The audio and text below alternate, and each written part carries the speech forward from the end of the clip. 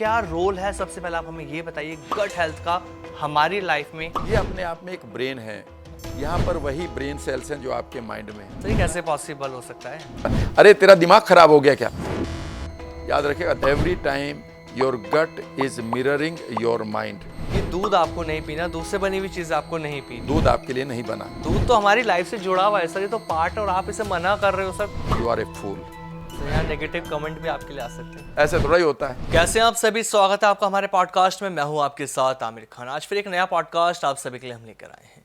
आज का ये पॉडकास्ट बहुत अलग रहने वाला है, क्योंकि आज के पॉडकास्ट में हम हेल्थ को लेकर बात करने वाले हैं। आपकी हेल्थ क्या सच में खराब है या आपने खराब कर रखी है? क्या रीज़न है जिससे हमारी हेल्थ ठीक नहीं रहती? हम कहाँ गलती कर रहे हैं? दवाइयाँ भी खा रहे हैं, सब कुछ करते, लेकिन फिर भी हम ठीक नहीं रहते। आज के इस पॉडकास्ट में जो पर्दा आपकी आंखों पे से हटेगा वो एकदम अलग चीज़ होगी। आप यकीन ही नहीं कर पाएंगे कि आपकी डेली लाइफ रूटीन में आप कहाँ गलतियाँ कर रहे थे जिसकी वजह से आपकी हेल्थ खराब है। क्योंकि इस पॉडकास्ट के जो आज हमारे गेस्ट हैं उन्हें आप लोग अच्छे से जानते हैं। आज की डेट में सोशल मीडिया पर हर जगह छाए हुए हैं राम वर्मा जी। एक ऐसा नाम जो लोगों की पूरी तरह से हेल्प कर रहे हैं, उनकी जिंदगी में नई रोशनी लेकर आ रहे हैं, या ये कहें कि चार चांद लगा रहे हैं। सर, स्वागत है आपका हमारे पॉडकास्ट में। नमस्कार sir. Thank you very much Aamir, thank you very much. कैसे हैं आप सर? बहुत बढ़िया। आप कैसे हैं? सर एकदम बढ़िया, और आपके साथ बैठ के तो एकदम बढ़िया हो गए, और इस पॉडकास्ट में और बढ़िया होना आपके साथ बैठकर। जरूर। सर, जैसा आप काम कर रहे हैं ना आज की डेट में गट हेल्थ को लेकर, ये कैसा टॉपिक बन चुका है। मैं जहां देख रहा हूं, जहां सुन रहा हूं, गट हेल्थ राम वर्मा जी बता रहे हैं। लोगों को पता ही नहीं था। क्या रोल है, सबसे पहले आप हमें ये बताइए, गट हेल्थ का हमारी लाइफ में? आप ये समझिए कि जो भी आप हैं वो दो ही जगह से हैं। जी। एक आपका माइंड है जिसको आप हेड ब्रेन कहते हैं, इसे हम सेंट्रल नर्वस सिस्टम भी कहते हैं या फर्स्ट ब्रेन कहते हैं। और दूसरा है आपका सेकंड ब्रेन जिसको आप गट ब्रेन कहते हैं, या जिसको आप आम आदमी पेट कहता है, पर वो पेट नहीं है। जहाँ पर भी मैं गट बोलूँगा वो आपके मुंह से शुरू होता है, जहाँ पर आपकी खाने की नली भी है। उसके बाद आपका पेट है जहाँ पर एसिड की बरसात होती है। उसके बाद छोटी आंत है करीब 21-22 फीट की, और उसके बाद 7-8 फीट की आपकी बड़ी आंत है। जी। ये का पूरा जो आप कह सकते हैं कि जो ट्रैक्ट है, इसे हम गट कहते हैं। ये अपने आप में एक ब्रेन है। यहाँ पर वही ब्रेन सेल्स हैं जो आपके माइंड में हैं। गट में? आपके गट में वही ब्रेन सेल्स हैं जो आपके हेड ब्रेन में हैं। ये उसी तरह से सोचते हैं जिस तरह से आपका ब्रेन सोचता है। इवन आपके ब्रेन के अंदर इन ब्रेन सेल्स को चलाने के लिए जिन न्यूरोट्रांसमीटर की ज़रूरत पड़ती है, जिन केमिकल्स की ज़रूरत पड़ती है, उनका जन्म आपके गट में होता है। अगर आपका गट खराब है तो वो न्यूरोट्रांसमीटर आपके माइंड के लिए नहीं बनेंगे और आप बहुत सारी बीमारियों के शिकार हो जाएंगे। लोग कहेंगे कि आपको ब्रेन की या माइंड की प्रॉब्लम है, मेंटल डिजीज़ है, पर ये आपके गट की प्रॉब्लम है। आपके गट का अपना एक इम्यून सिस्टम है, यानी कि उसके पास अपनी इम्यूनिटी है। जैसे आपकी बॉडी में एक प्रतिरोधात्मक शक्ति है, यानी कि सिपाहियों की एक फौज है जो आपके किसी भी बैक्टीरिया को मारती है। हर पल आपके गट के अंदर आपकी इम्यूनिटी तैयार रहती है कि कोई बैक्टीरिया तो नहीं आ गया। इतना ही नहीं, आपके गट के अंदर वो बड़े सेंसर लगे हुए हैं जो ये डिटेक्ट कर लेते हैं कि एक बैक्टीरिया अगर फालतू आ गया है, एक बेकार का वायरस आपके आंतों में आ गया है, तो वो उसे पहचाने और इम्यूनिटी को कहें कि इसको मारो। जी। आपके गट के अंदर इतनी नॉलेज है कि आपकी छोटी आंत में आपके पेट से जो खाना जिसमें एसिड था उसे पचाने के लिए या उससे न्यूट्रिएंट निकालने के लिए जी। जी। आपकी छोटी आंत बनी है। वहाँ पर एक झिल्ली लगी होती है जिसको आप गट लाइनिंग कहते हैं। उसमें इतनी इंटेलिजेंस है कि वो पकड़ लेती है कि किस चीज़ को उसे ब्लड में ले जाना है और किस चीज़ को नहीं ले जाना। यानी कि अगर आपके खाने में कोई पॉइजनस मटेरियल है या अनवांटेड है तो वो आपके ब्लड में नहीं जाने देगी। ठीक है। क्या आप जानते हैं कि आपके गट के अंदर 100 ट्रिलियन बैक्टीरिया हैं जिनकी अपना माइंड है, जिनकी अपनी जीन है? गट के अंदर हमारे? आपके बड़ी आंत में। हाँ। आपकी मदर से, आपके फादर और पेरेंट्स और रिश्तेदारों से, हाँ। आपकी सराउंडिंग से जी। जो खूबसूरत बैक्टीरिया हैं हाँ। जो आपके जीवन को चलाते हैं, वो आपकी बड़ी आंत में है। और वो आपके साथ एक रिश्ता बनाए हुए हैं कि आप हमें जगह दो रहने की, हाँ। और हम तुम्हें जीवन देंगे। आप उनके बगैर जीवित नहीं रह सकते। पर उन बैक्टीरिया के बारे में आपने कभी नहीं पढ़ा और ना ही आपको बताया गया। ये पिछले 20 सालों से इसके ऊपर पूरी रिसर्च चल रही है, जिसको मैं पढ़ता जा रहा था, पढ़ता आ रहा था और अब समय आ गया था कि मुझे कुछ लोगों को मैं देख रहा था, आमिर ये रहा था कि मैं बहुत दिनों से माइंड की टेक्निक लोगों को पढ़ा रहा था। जी जी। किसी को बीमारी है, किसी को एंग्जाइटी है, किसी को डिप्रेशन है। मैंने उनकी पेनफुल मेमोरी भी हटा दी, उनके सारी चीज़ों को ठीक कर दिया। फिर अचानक लगता था कि फिर वो वहीं पर लौट रहा है। अच्छा। उसके बॉडी का दर्द नहीं जा रहा है, या फिर उसके पास वही ये ऑटो इम्यून डिजीज़ आ गई है, जिसको सोराइसिस कहते हैं, थायराइड कहते हैं, बालों का गिरना आते हैं। इसलिए मेरे लिए ज़रूरी हो गया था कि मैं इसके आगे भी पढूं। और तब मुझे पता चला कि तो गट ब्रेन यानी कि सेकंड ब्रेन के साथ हमने कोई रिश्ता ही नहीं रखा हुआ है। अब से 50 साल पहले तक ये माना जाता था कि शरीर जो है एक मशीन की तरह काम कर रहा है। जी। आज भी सर हम इसे मशीन ही कहते हैं कि हमारी मशीन है बस। ये नहीं। तो मैं पहली बार वर्ड सुन रहा हूँ जो आप माइंड से और गट का एक रिलेशन बता रहे हैं। गड़बड़ ये है कि हमने माना कि किडनी खराब होगी तो किडनी की दवाई दे दो, True, आंखें खराब होगी तो आंखों की दवाई दे Exactly. दो, स्किन खराब होगी तो कुछ एक स्किन के आप बाम दे दो या कोई क्रीम दे दो, हड्डियों की बीमारी है तो हड्डियों की भी दवाई दे दो। याद रखिएगा, we are not like a machine, it is not like a car. 1970 के बाद डॉक्टर्स ने ये देखना शुरू कर दिया कि भाई साहब ये इस तरह से हम इसको नहीं ट्रीट कर सकते, कोई और भी बात है। और वो ये था कि हमारा माइंड और हमारा गट आपस में जुड़ा हुआ है। जो कुछ भी आपके माइंड में चलता है, गट आपका उसी का मिरर बन जाता है। जिस दिन आप डिप्रेशन के शिकार हो जाते हैं, उस दिन आपकी आंतों की और पेट की जो मूवमेंट है वो कम पड़ जाती है। माइंड अगर मैं परेशान हूँ तो उसके अगर आप उस समय परेशान हैं तो वो परेशानी आपके गट में इमीडिएटली ट्रांसफ़र हो जाएगी। अगर आपको गुस्सा आ रहा है तो आपकी एसिडिटी बढ़ जाएगी, क्योंकि अब आप अग्रेसिव हो चुके हैं। और एवरी टाइम एक ही लाइन पढ़ लीजिएगा, every time your gut is mirroring your mind. ये पहली चीज़ समझ लीजिएगा। यहाँ पर इसका मतलब है कि अगर आपका गट खराब है तो आपका माइंड ज़रूर खराब है। और अगर आपका माइंड यानी कि मूड स्विंग हो रहा है, या आपको मेंटल डिजीज़ या मेंटल प्रॉब्लम आ रही है, आपको इमोशनल प्रॉब्लम आ रही है, आप बढ़िया तरीके से अपने गोल्स को पूरा नहीं कर रहे हैं, आप पैसे को अट्रैक्ट नहीं कर रहे हैं, आप अपनी बीवी या अपने पति के साथ खूबसूरत रिश्तों को एंजॉय नहीं कर पा रहे हैं, आपकी टोन बदल रही है बिना मतलब, आपकी फ्रस्ट्रेशन बढ़ रही है, तो समझ लीजिएगा इसमें अकेले माइंड का रोल नहीं है। हो सकता है इस माइंड को इस समय गट के द्वारा हैक कर लिया गया हो। अगर मैं इस पॉडकास्ट को आगे तो आप अपने हिसाब से चलाएंगे, मैं आपको ये बता सकता हूँ कि एक बैक्टीरिया अगर गलत है, एक गलत बैक्टीरिया जिसका नाम टॉक्सोप्लाज्मा गोंडाई है, वह आपके माइंड को पूरी तरह से हैक करके इवन आपको आत्महत्या तक मजबूर कर देता है। गट हेल्थ से माइंड का इतना रिलेशन कि आत्महत्या तक इंसान कर सकता है? जी हाँ। सर ये कैसे पॉसिबल हो सकता है? आप पढ़िए, देखिएगा उस बैक्टीरिया को जिसका नाम है टॉक्सोप्लाज्मा गोंडाई, GONDII, टॉक्सो TOXO प्लाज्मा, ये तो पढ़ा हुआ है। हाँ। अभी कहीं भी आप इसे ढूंढ सकते हैं। और ये बिल्ली के पेट से आता है। और याद रखिएगा, इसे संभालने के लिए अगर आपके पास गुड बैक्टीरिया नहीं है तो याद रखिएगा ये 1/3 लोगों में अवेलेबल है। मैं नहीं कह रहा हूँ। किताब का नाम है द गट और राइटर का नाम है डॉक्टर गुलिया एंडर्स। दूसरी किताब है mind and gut connection, doctor Emeran Mayer MD।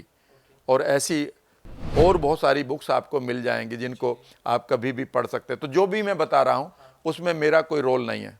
जो हाँ हेट कमेंट जो आएंगे उसके लिए मैं जिम्मेदार हूँ, और लेकिन अच्छी बात जो आएंगे तो आप मैं उन लोगों को दे रहा हूँ जिन्होंने ये रिसर्च कर ली है। और ये रिसर्च पेपर भी है मेरे पास तो करीब होंगे, हजारों पेपर्स होंगे जो डॉक्टर्स के पेपर है, जिनकी भाषा डॉक्टर्स की भाषा होती है। मैं उन्हें ज़्यादा नहीं समझ पाता, लेकिन उनमें से मैं अपनी चीज़ों निकाल लेता हूँ।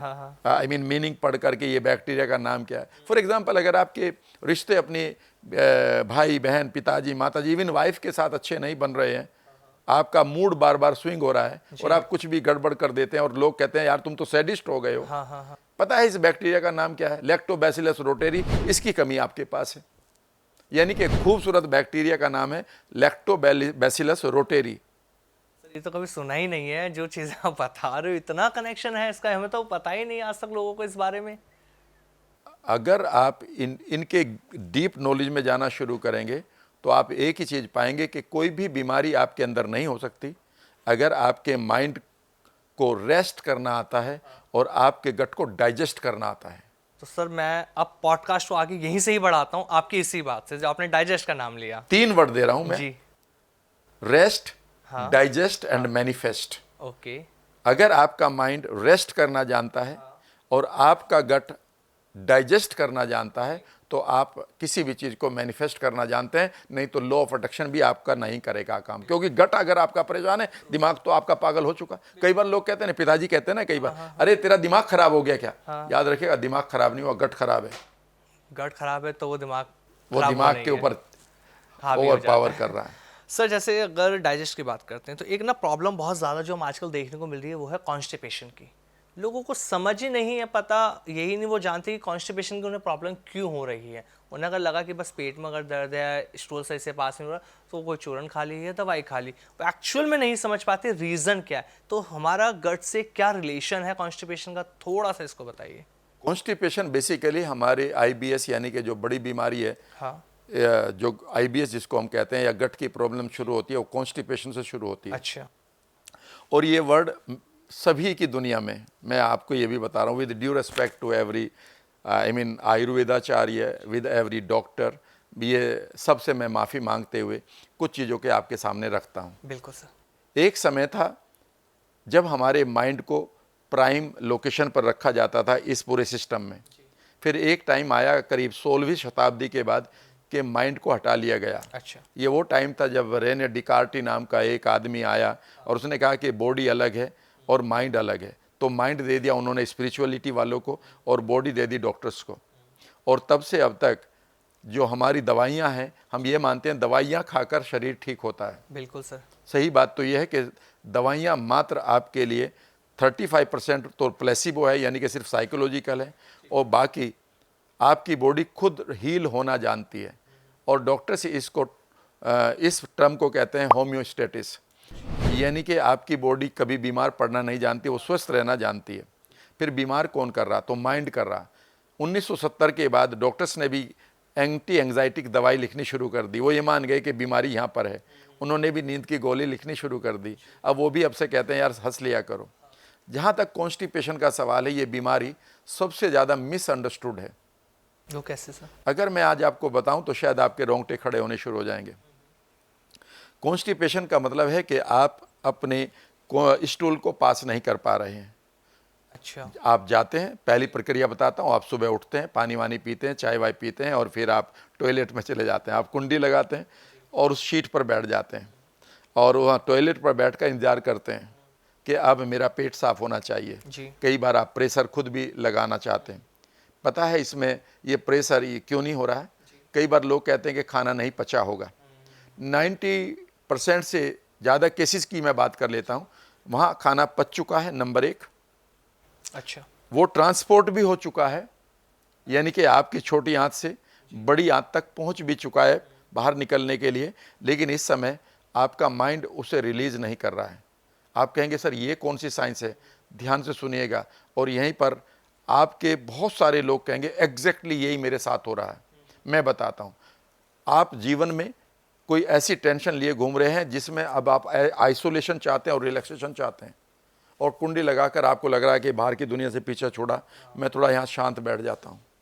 और इस पॉजिटिव इंटेंशन को लेकर आपका माइंड कहता है ठीक है, फिर मैं तुझे बाहर जल्दी नहीं निकाल रहा हूँ। और आप इस रिलैक्सेशन में उस मसल को नहीं खोल पा रहे हैं जिस मसल के खुलने से, और वो माइंड के हाथ में है, वो गट के हाथ में नहीं।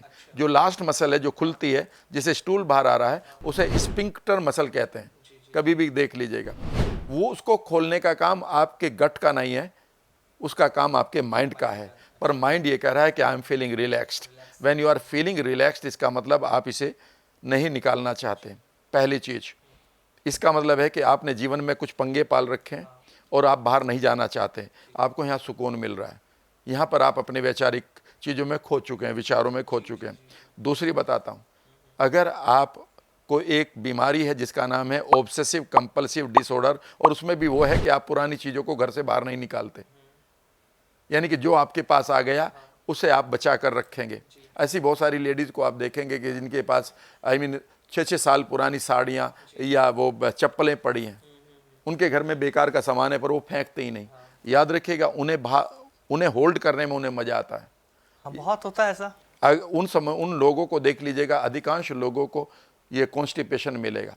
तीसरे वो लोग हैं जो होल्ड कर रहे हैं और माइजर हैं, यानी कि आप बहुत ज़्यादा लाल माइजर का मतलब है जो लालची प्लस जो होल्ड करते हैं, मतलब जो जमाखोरी करते हैं, जी। उनके माइंड की इंटेंशन है कि वो हमेशा होल्ड रखें और वो ये इंटेंशन को पूरा करता है।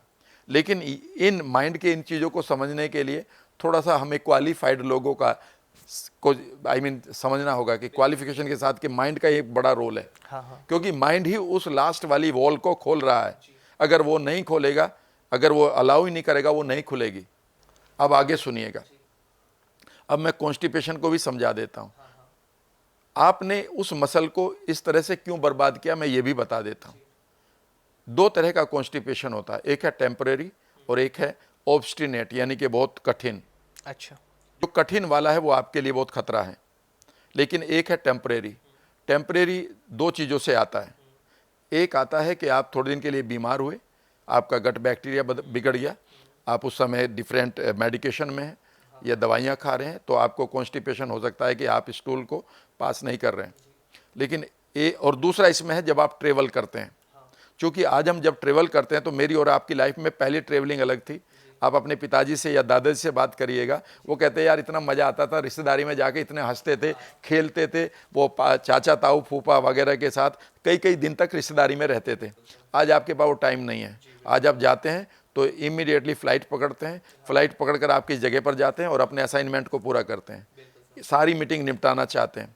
पहली बात, जब आप जा रहे हैं तो यहाँ पर ही पहला ही काम है कि आप अपने पहले साइकिल को तोड़ते हैं कि कभी 4 बजे आपकी फ़्लाइट है, कभी 6 बजे फ़्लाइट है, और उस समय आप एंगेज्ड मूड में हैं। हाँ। और आप ये सोचते रहते हैं कि यार ये टॉयलेट नंबर 1 इसे मैं डिले कर दूंगा, ठीक है ना। जब आप प्लेन में सफ़र करते हैं तो समझ लीजिएगा कि आपको कॉन्स्टिपेशन होना ही होना। क्या रोल है सर? इसका रोल ये है आमिर कि जब आप प्लेन में यात्रा करते हैं तो उस समय आपके बगैर पसीने के भी आप डिहाइड्रेट हो चुके होते हैं। जी। और डिहाइड्रेशन का मतलब है कि आपकी बॉडी का पानी निकल चुका होता है, क्योंकि आपका प्लेन का जो हवा है वो आप बहुत ही ड्राई होती है, उसे वहीं घुमाया जाता है, वो कहीं बाहर से नहीं आती। जी। बार बार वहीं घुमाया जाता है।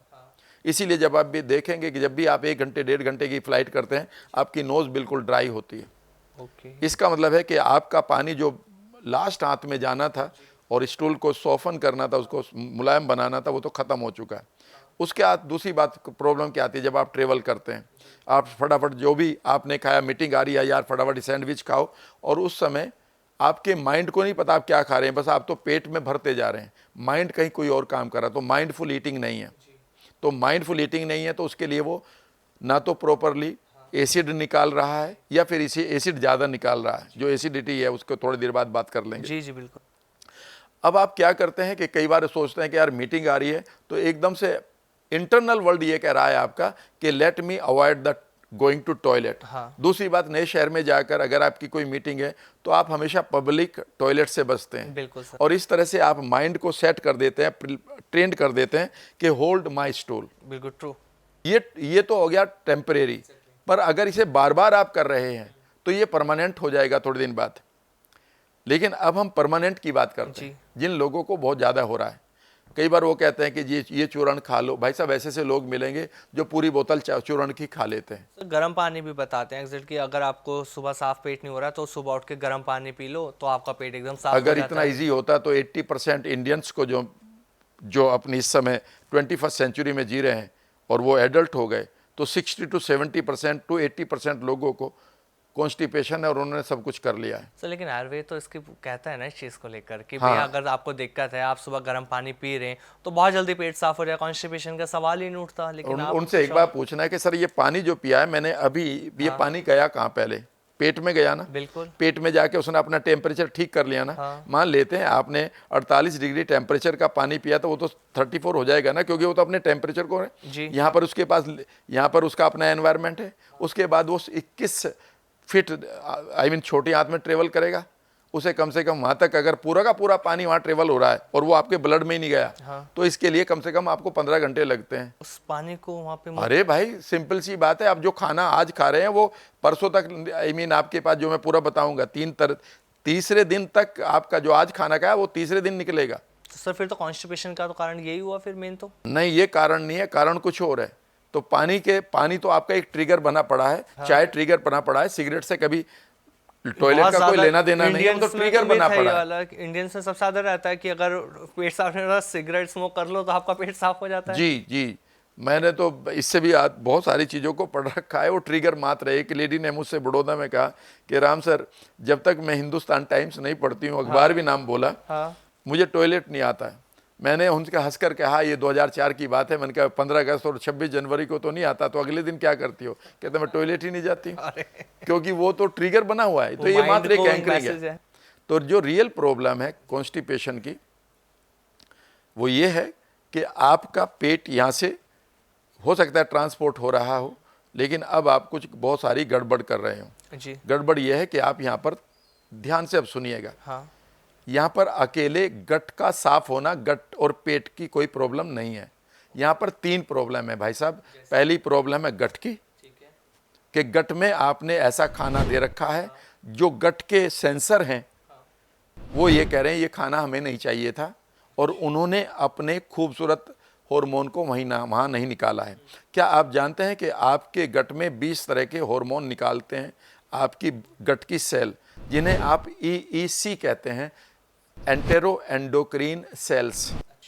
अगर इनको ये ट्रिगर हो गया कि ये मेरे लिए खाना नहीं है, क्योंकि आप डाइटिशियन के अनुसार खाना खाते हैं, अपने नहीं, और ये डाइटिशियन के द्वारा बनाया गया खाना आपके साथ बड़ा धोखा हो रहा है। लेकिन सर वो तो लोग तो फिट रहने के लिए डाइटिशियन का सहारा ले रहे हैं, मुझे तो एक धोखा बात कैसे हो जाएगा सर? मुझे एक बात बताओ, आपकी लकीरें और मेरी लकीरें दोनों मिलती हैं कि हाथ की? नहीं मेरा और आपका DNA मिलेगा क्या? नहीं। मेरे और आपके जेनेटिक एक्सप्रेशन मिलेगा क्या?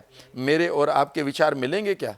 मेरे किसी विचार पर मेरा पेट कितना एसिड निकाले, आपका पेट किस पे निकाले, मिलेगा क्या? नहीं। तो मेरे और आपके लिए तीसरा आदमी डाइट कैसे कंट्रोल करता, क्योंकि फिक्स वो तो करेगा? एक्सपर्ट है ना, वो तो जानता है कि एक बॉडी को वो कितनी डाइट need के है। बारे में जानता है, वो आपकी बॉडी के बारे में नहीं जानता। बट सर अगर हम किसी डाइटिशियन के पास जा रहे हैं, उस वो हमारी बॉडी देख के ही तो डाइट बॉडी को देख कर कह रहा है, लेकिन बॉडी के फंक्शन को नहीं। हर एक थॉट पर आपकी ग्लैंड्स डिफरेंटली बिहेव करती हैं। मेरी बात को गौर से सुनिएगा। अगर आप चाहते हैं तो एक काम कर लीजिएगा, बिल्कुल सर। वो ये है कि किसी भी खाने को खाने के बाद आप माइंडफुलनेस के साथ 20 मिनट के लिए बैठ जाएं। अच्छा। और खाने के करीब आधे घंटे से लेकर और 1.5 घंटे के बीच में, और उसकी फीलिंग को महसूस करें, और आपकी बॉडी बता देगी ये खाना आपके लिए अच्छा था या खराब था। क्या मैसेज होते हैं? या तो आपको उसके साथ बेचैनी महसूस होगी, आपको गिल्ट महसूस होगी, अपराध बोध महसूस होगा, रिग्रेट आएगा, यार मैंने ऐसा क्यों करा, अपने आप ही आएगा। और खाना आपके माइंड को भेज रहा है, यार मैंने क्यों खाया इतना, यार ये लड्डू खाने की जरूरत ही क्या थी, अपने आप आएगा।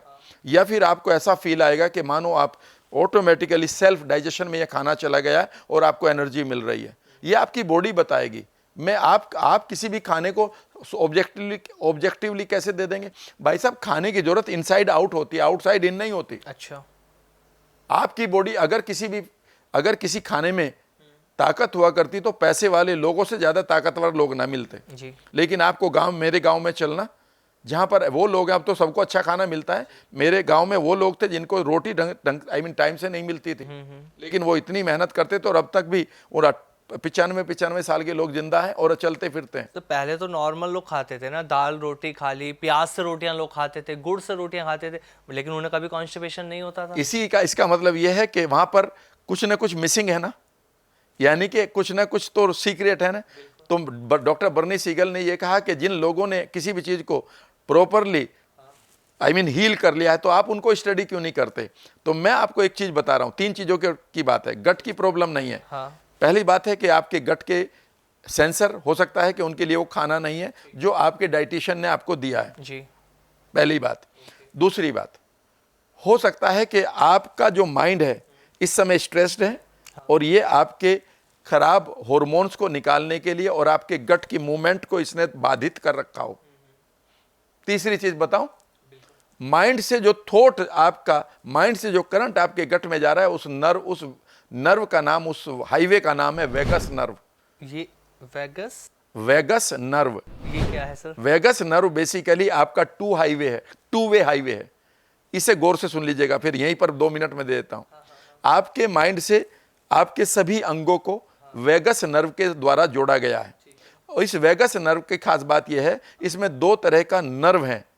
एक वो नर्व है जो माइंड से आपके थॉट को आपकी बॉडी तक ले जाते हैं।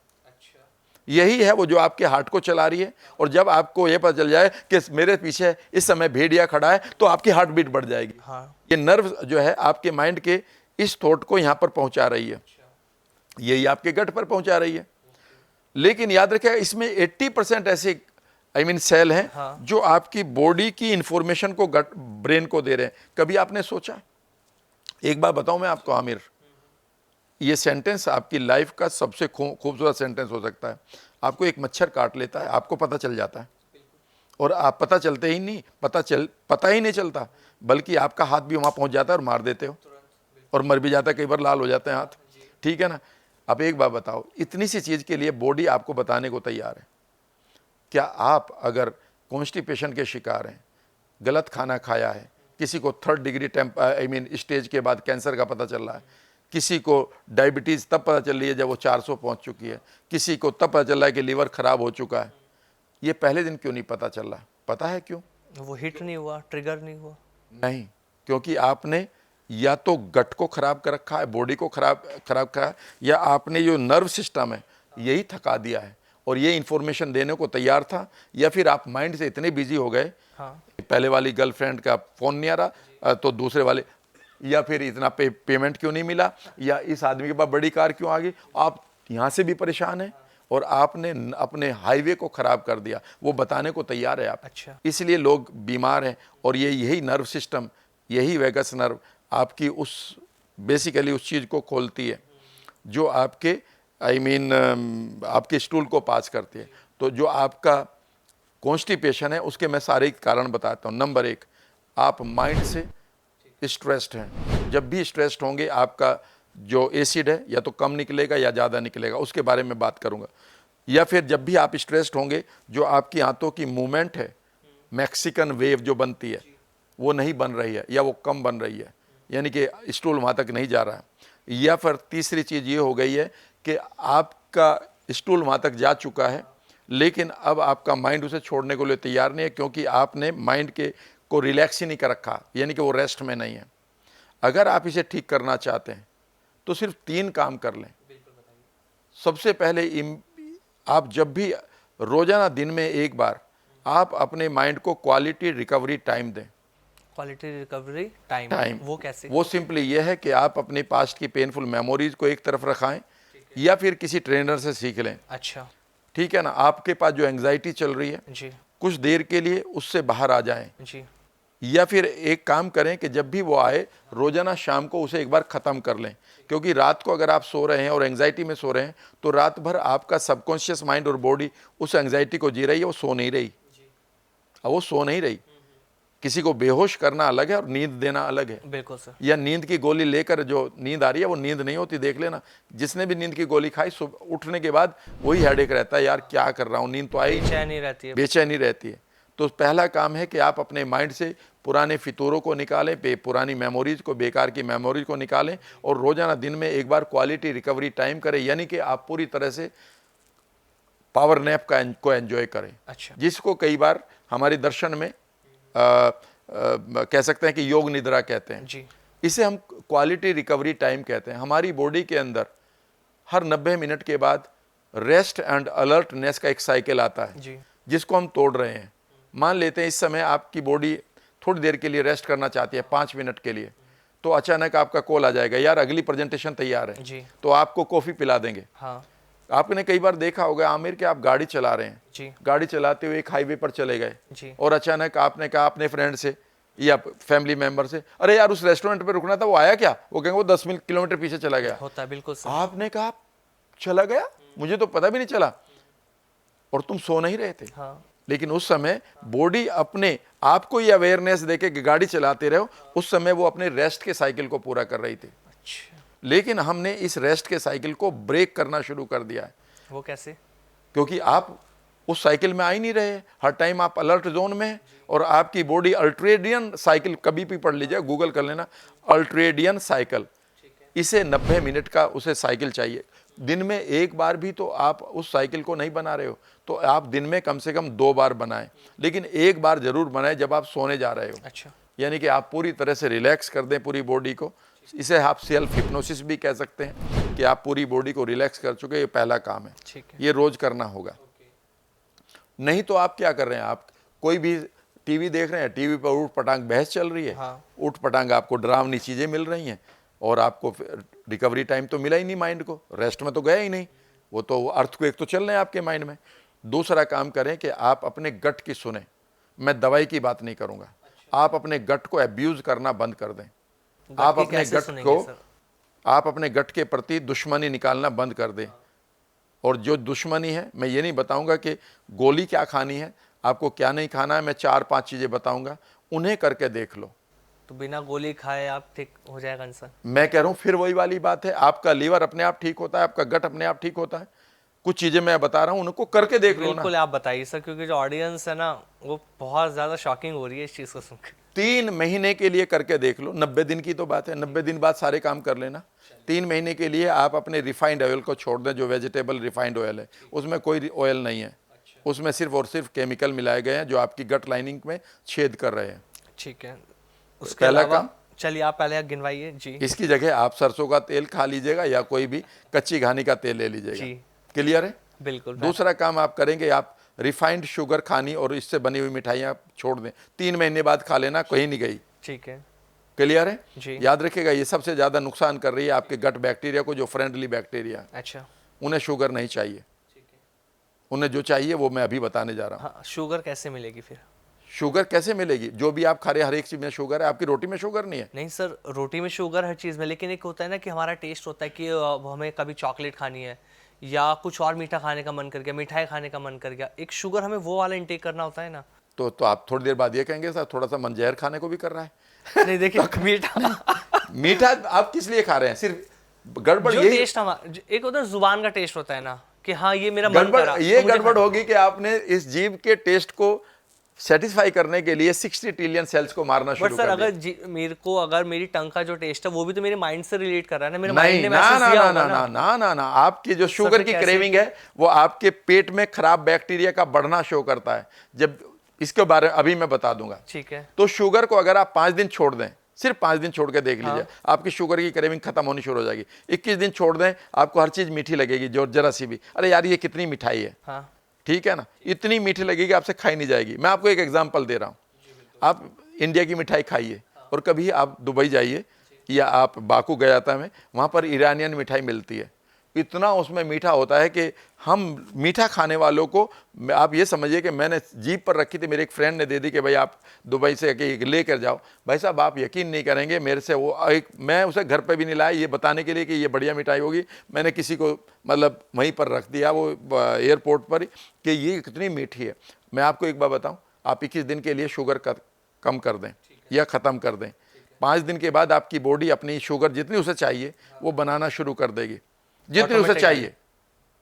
अरे भाई आपकी दाल में, रोटी में, सब्जी में, फ्रूट्स में, सलाद में कहाँ शुगर नहीं है? जिसको वो कार्बोहाइड्रेट को शुगर में तो कन्वर्ट करेगी वो। हाँ हाँ बिल्कुल। तो वो अपनी पूरी कर देगी, फिर वो क्रेविंग नहीं करेगी। अगर क्रेविंग आपको हो रही है तो आपके पेट के अंदर सीबो नाम की बीमारी होगी, जिसका पूरी फॉर्म है small intestinal bacterial bad bacterial overgrowth. ये मांगते हैं कि शुगर मुझे दो और आप कहते हैं आइसक्रीम दो। पहली चीज आप छोड़ दो, पहले मैं ये पूरा कर लेता हूं। पहली चीज छोड़ दो आप रिफाइंड ऑयल, आज से छोड़ दो। ठीक है। मेरे कहने से छोड़ दो। बिल्कुल बिल्कुल। हेट कमेंट करने के बाद भी छोड़ दो। ठीक है। ठीक है ना, गाली लिखने के बाद भी छोड़ दो, क्योंकि आप अपने परिवार के लिए बच जाओगे, नहीं तो बूढ़े हो जाओगे समय से पहले। अच्छा। दूसरी चीज, आप शुगर रिफाइंड छोड़ दो और कुछ दिन के लिए तो आप इवन हर एक तरह की शुगर छोड़ दो, भले वो घर की भी बनी हुई हो, खांड हो, बूरा हो और शहद भी छोड़ दो ना। मैं कह रहा हूं लिस्ट पूरी कर लेते हैं। चलिए। तीसरा काम, आप एक चीज छोड़ दो जिसका नाम है मिल्क, और मिल्क से बनी चीजें। क्यों छोड़ो मैं अभी बता दूंगा, अभी लिस्ट पूरी कर लेते हैं। ऐसे चीजें मना कर रहे हैं जो तो कभी सोचा ही नहीं है अभी सुन लो तो ना, मैं आपको यंग बना दूंगा ना, आपको गट ठीक करना ना, नहीं तो गट से तो आप कितने परेशान हैं, या तो आप बीमार रहेंगे। हाँ। पहले मैं 4 चीजें बता दूं ना। चलिए, मिल्क हो गया। मिल्क और मिल्क से बनी चीजें। अच्छा, उससे बनी हुई चीजें भी? कोई भी चीज मिल्क की है, पनीर है, खोया है, या कोई भी इवन आपकी दही भी है, जब तक कि आपको रियली में उस बैक्टीरिया की जरूरत नहीं है, छोड़ दो मेरे कहने से। भाई मैंने छोड़ा हुआ है, मैंने अपने आप को यंग कर लिया है उसी तरह। मैं अब 65 साल का हो गया हूं, मैं किसी न योगा में थकता हूँ न जुम्बा में थकता हूँ, आज भी जुम्बा करके आया हूँ। तो मेरी बात को सुनते रहना। 3 चीज बताइए मैंने, 1 इज 4 हो गई, हाँ 3 या 4। Next is white salt. आप सफेद नमक ना खाएं, आप सिर्फ रॉक सोल्ट खाएं। और बढ़िया बनना है जीवन में तो आप थोड़ा यूज कभी कभी सी सोल्ट का करें, जिसमें 70 से 80 वो मिनरल हैं जो कभी आपकी बॉडी को नहीं मिल पाते हैं, वो उसके पास है, जिसको आप डली वाला नमक कहते जी। हैं, जो आपके पिताजी के टाइम में घर में आया करता जी था। जी जी जी। आपके टाइम में नहीं। हाँ हाँ हाँ आपको तो आयोडीन के नाम बिल्कुल, पर वो सफेद बेचा नमक ही जाता चल रहा है, है। Free flowing. जी। ठीक है ना, वो फ्री फ्लोइंग नहीं होता था, ठीक है। वो जैसी नमी आती थी वो घुलने लगता था। ये उसकी खास बात होती है, यही उसकी खास बात है। सी सोल्ट खाइएगा, ठीक है ना। एक चीज मैं और बता रहा हूं जो आपको खानी है, वो ये है कि अगर आपको अपने गट को पूरी तरह से ठीक करना है तो फर्मेंटेड फूड खाइएगा, जिसमें गुड बैक्टीरिया डेवलप हो जाते हैं। कांजी है, हमारे देश में कांजी खूब पी जाती है। बीट रूट की कांजी है, काली गाजर की कांजी, आपने के घर में पता चल जाएगा या यूट्यूब पर पढ़िए। जी जी जी। ठीक है ना। मैं इस समय जब बैठा हूँ आपके सामने, सुबह 2 गिलास कांजी पी कर आया हूँ, अच्छा, जो मेरे पास हमेशा बनती रहती है, डेली रूटीन में आपके ये? डेली रूटीन है। इतना ही नंबर 1। दूसरा है, इससे भी आसान है, चावलों की कांजी। अच्छा। अगर मैं आपको एक किताब भी दिखाऊं जो चाइनीज एक्सपर्ट्स ने लिखी है गट के, उन्होंने कहा है कि Indians are blessed to have rice congee. उन्होंने कॉन्जी लिखा है इसका वर्ड, लेकिन इंडियंस को पता ही नहीं है। एक वीडियो वायरल हुई थी इंस्टा पर नीतू कपूर की। अच्छा। उन्होंने कहा कि कांजी ऐसे बना। वो रोजाना मैं बनाता हूँ और पीता हूँ। आप कल से शुरू कर देना कि जो दिन के उबले हुए चावल बच जाते हैं, जी जी जी। खाने के बाद उन्हें एक पॉट में लिए, खाने बर्तन में लीजिएगा और उसमें पानी डाल के रख दीजिएगा। और अगले दिन तक उसमें इतने गुड बैक्टीरिया बन जाएंगे जो आपके अंदर कम पड़ गए हैं। आप उसको, कोई कहता है इसमें नमक डाल दो, इसे छोंक लगा दो। अरे क्यों यार, तुम इस जीभ को सेटिस्फाई करने के लिए कर रहे हो। आप उसमें से बड़ी चम्मच 2-3 ले लो, भाई को भी दे दो, माता जी को भी दे दो, सबका काम हो गया, आपके गुड बैक्टीरिया बन गए। लेकिन ये गुड बैक्टीरिया जिएंगे कैसे? इसके बाद जो बड़ी इंपॉर्टेंट चीज है जी। वो है प्रीबायोटिक। वो क्या है सर? प्रीबायोटिक की कमी ही आपका कॉन्स्टिपेशन है। अच्छा। ठीक है ना। प्रीबायोटिक का मतलब होता है जो बैक्टीरिया आपके अंदर पड़े हैं उन्हें हमेशा खाना चाहिए। हाँ। और जो तुम खाना खा रहे हो वो खाना उन तक नहीं जा रहा है। क्यों ऐसा? इसलिए कि वो आपके पेट में पच जाता है और वो उस खाने को नहीं खाते। उन्हें चाहिए डाइटरी फाइबर, वो फाइबर जो कभी आपके ना पेट में पचता है और आपकी छोटी आंत को पार करते हुए उस एसिड में वो नहीं पचता है, और वो उस छोटी आंत से भी उसमें कुछ नहीं बिगड़ता है और वो बड़ी आंत तक जाता है। और वो जो फाइबर है उसमें से वो बी कॉम्प्लेक्स निकालते हैं। वो इमीडिएटली एक खूबसूरत केमिकल निकालते हैं जिसका नाम है short chain fatty acid, SCF, जो आपकी बॉडी में जितना भी दर्द बढ़ रहा है, इन्फ्लेमेशन हो रहा है, उसे ठीक करता है। वो आपके लिए इम्यूनिटी पावर बढ़ाते हैं। वो आपके लिए सीरोटोनिन और एंडोर्फिन्स जैसे केमिकल बनाते हैं जो आपके मूड को और अपनी खुशियों को बढ़ाते हैं। और इसके बाद वो जो प्रीबायोटिक वहाँ पर है वो आपको फील कराता है कि मेरे पेट से कुछ बाहर आना चाहता है, क्योंकि अब वो अलाउ कर रहे हैं वो बैक्टीरिया के इनको छोड़ दो। और वो बैक्टीरिया आपके पेट के सेंसर्स को, जो मैंने सेंसर बताए थे, हाँ, शुरुआत में उनको कहते हैं कि अब हम इनको छोड़ने के लिए तैयार हैं। और ये सेंसेशन आपके गट माइंड को जाती है और माइंड फिर उस वॉल को खोलता है। तो जो कॉन्स्टिपेशन है और इसका इलाज ये है कि आप गट की सेंसेशन को क्रिएट नहीं कर पा रहे हैं। जब आप सिगरेट पीते हैं तो गट की सेंसेशन क्रिएट करते हैं। अच्छा। जब आप पानी पीते हैं तो गट की एक सेंसेशन क्रिएट होती है जो माइंड के पास जाती है जी। और माइंड उस वॉल को खोलता है। हाँ। इसे हम गट रिएक्शन कहते हैं। अच्छा। तो मैं 2 वर्ड दे रहा हूं आज, गट सेंसेशन एंड गट रिएक्शन। तो जो आपका कॉन्स्टिपेशन है वो गट सेंसेशन में या तो प्रॉब्लम आ गई या गट रिएक्शन में प्रॉब्लम आ गई। जब आप एनीमा लेते हैं, नीचे से पानी लोग चढ़ाते हैं जी। वो एनीमा ऊपर तक नहीं जाता कि वो स्टूल को निकाले, वो आपके नीचे के पार्ट में इकट्ठा हो जाता है पानी। लेकिन आपका गट उस समय नीचे का पार्ट एक सेंसेशन क्रिएट करता है कि कुछ निकलने के लिए तैयार है। हाँ, हाँ। और इमीडिएटली माइंड कहता है कि कितना प्रेशर है, तो पानी अगर ज़्यादा ले लिया तो आपको टॉयलेट तक भागने में टाइम लगता है ना, वो भी आपको भारी पड़ता है। जी। और वो इस तरह से वो उस जगह का भी मल निकल जाता है जहां तक ये पानी नहीं गया है। अच्छा। तो लोग यही नहीं समझ रहे हैं कि बेसिकली जो आप चूर्ण भी खाते हैं वो गट सेंसेशन क्रिएट कर रहा है। सर, कॉन्स्टिपेशन के लिए चूर्ण जब कह रहे हो तो लोगों को तो ये सलाह ही दी जा रही है कि आप त्रिफला खा लो, कॉन्स्टिपेशन की समस्या ही दूर हो जाएगी। बिल्कुल ठीक बात है, लेकिन आप कब तक खाएंगे? अगर आप किसी भी चीज को हर बार अपनी तरफ से कर रहे हो तो इसका मतलब है ये आप 1 दिन, 2 दिन, 4 दिन, 6 दिन, हाँ। अगर आप इसे 3 वीक से 4 वीक से ज्यादा से कर रहे हैं तो ये आपके लिए खतरनाक है, क्योंकि आपने अपने गट की नेचुरल एक्टिविटी को मार दिया है। ये तो वो वाली बात है कि आपके बी कॉम्प्लेक्स आपका गट बना नहीं रहा और आपने ऊपर से बी कॉम्प्लेक्स खाने शुरू कर दिए। कब तक खाएंगे? और क्या वो बी कॉम्प्लेक्स काम करेंगे? वो भी तो नेचुरल हर्ब। नेचुरल नहीं है सर, वो नेचुरल वो है कि गट अपने आप अपनी चीजों को करे पूरा और उसे छोड़े। अगर किसी का गट प्रॉपर वर्क ही नहीं कर रहा, मैं यही तो कह रहा हूं कि फिर ले क्यों, आई मीन उसके लिए इमरजेंसी के लिए ले लीजिएगा कि आप बीमार थे आज और ले लिया। लेकिन अगर ये आपका रूल ही बन गया, ये अगर आपका रूल ही बन गया तो आप ये भी तो कह सकते हैं कि मैं खाने ही क्यों खाऊं, क्योंकि बाहर से ग्लूकोज भी तो चढ़वाता रहूंगा जिंदगी भर। तो सर इसको थोड़ा सा मुझे और समझाइए। कॉन्स्टिपेशन की प्रॉब्लम, एक बंदा चूर्ण खा रहा है, चाहे वो अश्वगंधा खा रहा है या वो कुछ भी खा रहा है, उसने ठीक करने के लिए अपने गट को 1 हफ्ता, 10 दिन, 20 दिन ले लिया, ठीक है जी। हाँ। अब उसको तो ये कि मेरे को रिलीफ मिल रहा है, अब 10 दिन तक उसको रिलीफ उतना मिला जितना उसने वो चीज ली, उसके बाद अब वो कैसे गट ठीक कर ले? फिर मैं यही तो कह रहा हूं, क्यों ले रहा है उसके बाद? आप इसकी भी क्वांटिटी घटानी शुरू करें। आप गट को आप तब लें, वही बात मैं कह रहा हूं, वही आप कह रहे हैं। अगर कोई इमरजेंसी थी, हाँ। मान लेते हैं वो बीमार था जी, उसको बुखार आया है, ठीक है। उसके गट की एक्टिविटी या उसके बैक्टीरिया ने अपनी पोजीशन या अपनी नेचर बदल ली है, हाँ। ठीक है ना, या उसका जो पेट है वो उतना मूवमेंट नहीं कर रहा, या उसका हाइड्रोक्लोरिक एसिड कम बनने लगा जी। ठीक है ना, तो हम कह रहे हैं कि भाई उसको चलो सपोर्ट की जरूरत है, वो सपोर्ट देनी जरूरी है। पैर टूट गया तो नेचुरली मुझे एक एक लाठी चाहिए बगल में देने के लिए, जो भी सपोर्ट है। इसका मतलब ये नहीं कि पैर भी ठीक हो गया मैं सपोर्ट ही चलता रहूं। इसलिए मैं कह रहा हूं कि गट को जब आपने कुछ दिन के लिए ठीक करना था कर लिया, लेकिन अगर आपने उसे हमेशा बाहरी सपोर्ट रखी जो आउटसाइड इन है, जी, तो इनसाइड आउट में तो बंद ही कर दिया ना आपने, खराबी कर दिया, उसकी एक्टिविटी को तो मार दिया ना। बिल्कुल सर, ट्रू। यानी कि मैं ये कह रहा हूं कि मैंने अपने हाथ को घुमाया ही नहीं 1 साल तक, तो फ्रोजन शोल्डर हो गया ना, बिल्कुल। अब तो बेकार हो गया, अब तो आप बॉलिंग भी नहीं क्या नहीं करेंगे तो आपसे तो ऊपर ही हाथ जाएगा। तो उसकी एक्टिविटी को नेचुरल रखना है ना, और नेचुरल एक्टिविटी के लिए आपको 3 चीजों को समझना होगा, mind, gut and nerve, I mean vagus nerve. यानी कि आपकी मान लेते हैं आपको प्रेशर है, लेकिन माइंड भी कह रहा है कि हाँ मुझे सेंसेशन तो मिल गई, हाँ। यानी कि बॉडी ने मेरी सेंसेशन दे दी है।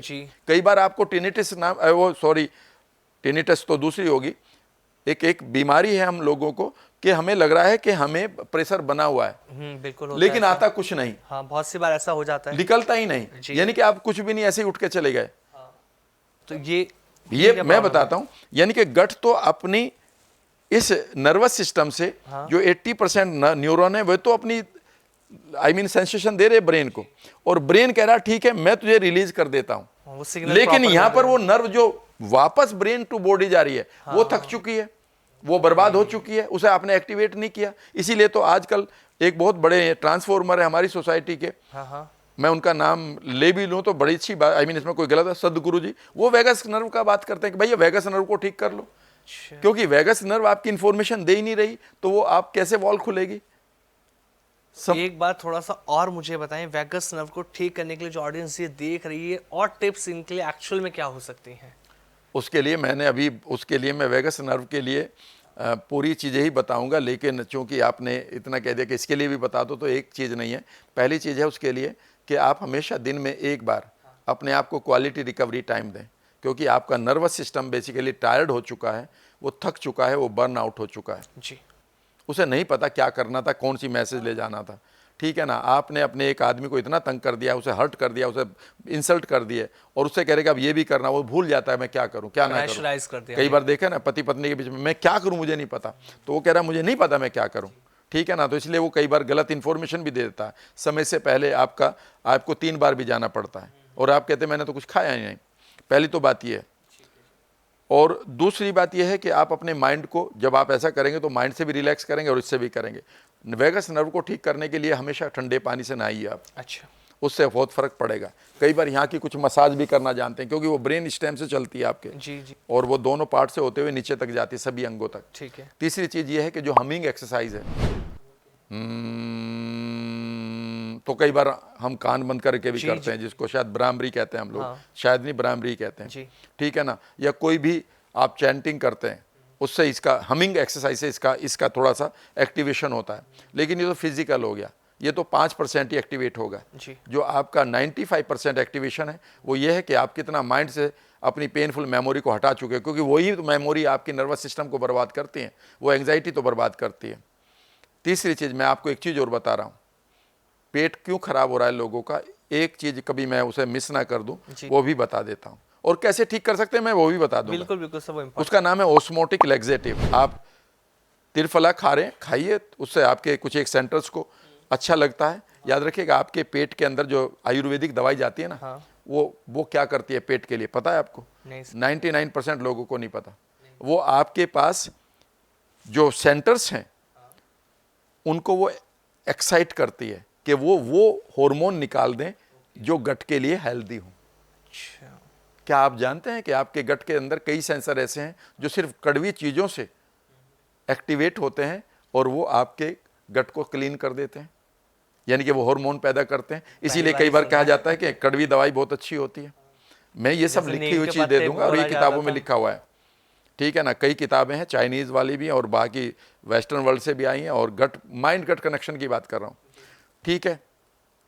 तो जब आप त्रिफला भी खाते हैं तो त्रिफला बेसिकली आपके गट के लिए एक हर्ब इसलिए है कि वो आपके सेंसर्स को ठीक कर रहा है। ओके। सेंसर को ठीक कर दिया उन्होंने, वो रिलीज कर दिया या रिलीव्ड फील किया, और वो आगे अपना काम हो गया। लेकिन याद रखिएगा, एक टाइम के बाद त्रिफला कुछ नहीं करता। कुछ लोगों को पता कर लीजिएगा प्रॉपरली, अगर वो इतना आसान होता तो लोग पूरी की पूरी वो खा रहे हैं बोतल की बोतल चूर्ण सर के रूप में। महीनों तक लोग खाते हैं, उसको डेली उन्होंने कर लिया कि हाँ खाना चाहिए डेली। देखिए, अगर वो उनका यही प्रारब्ध डेली है तो रूटीन खाते उनका। रहेंगे।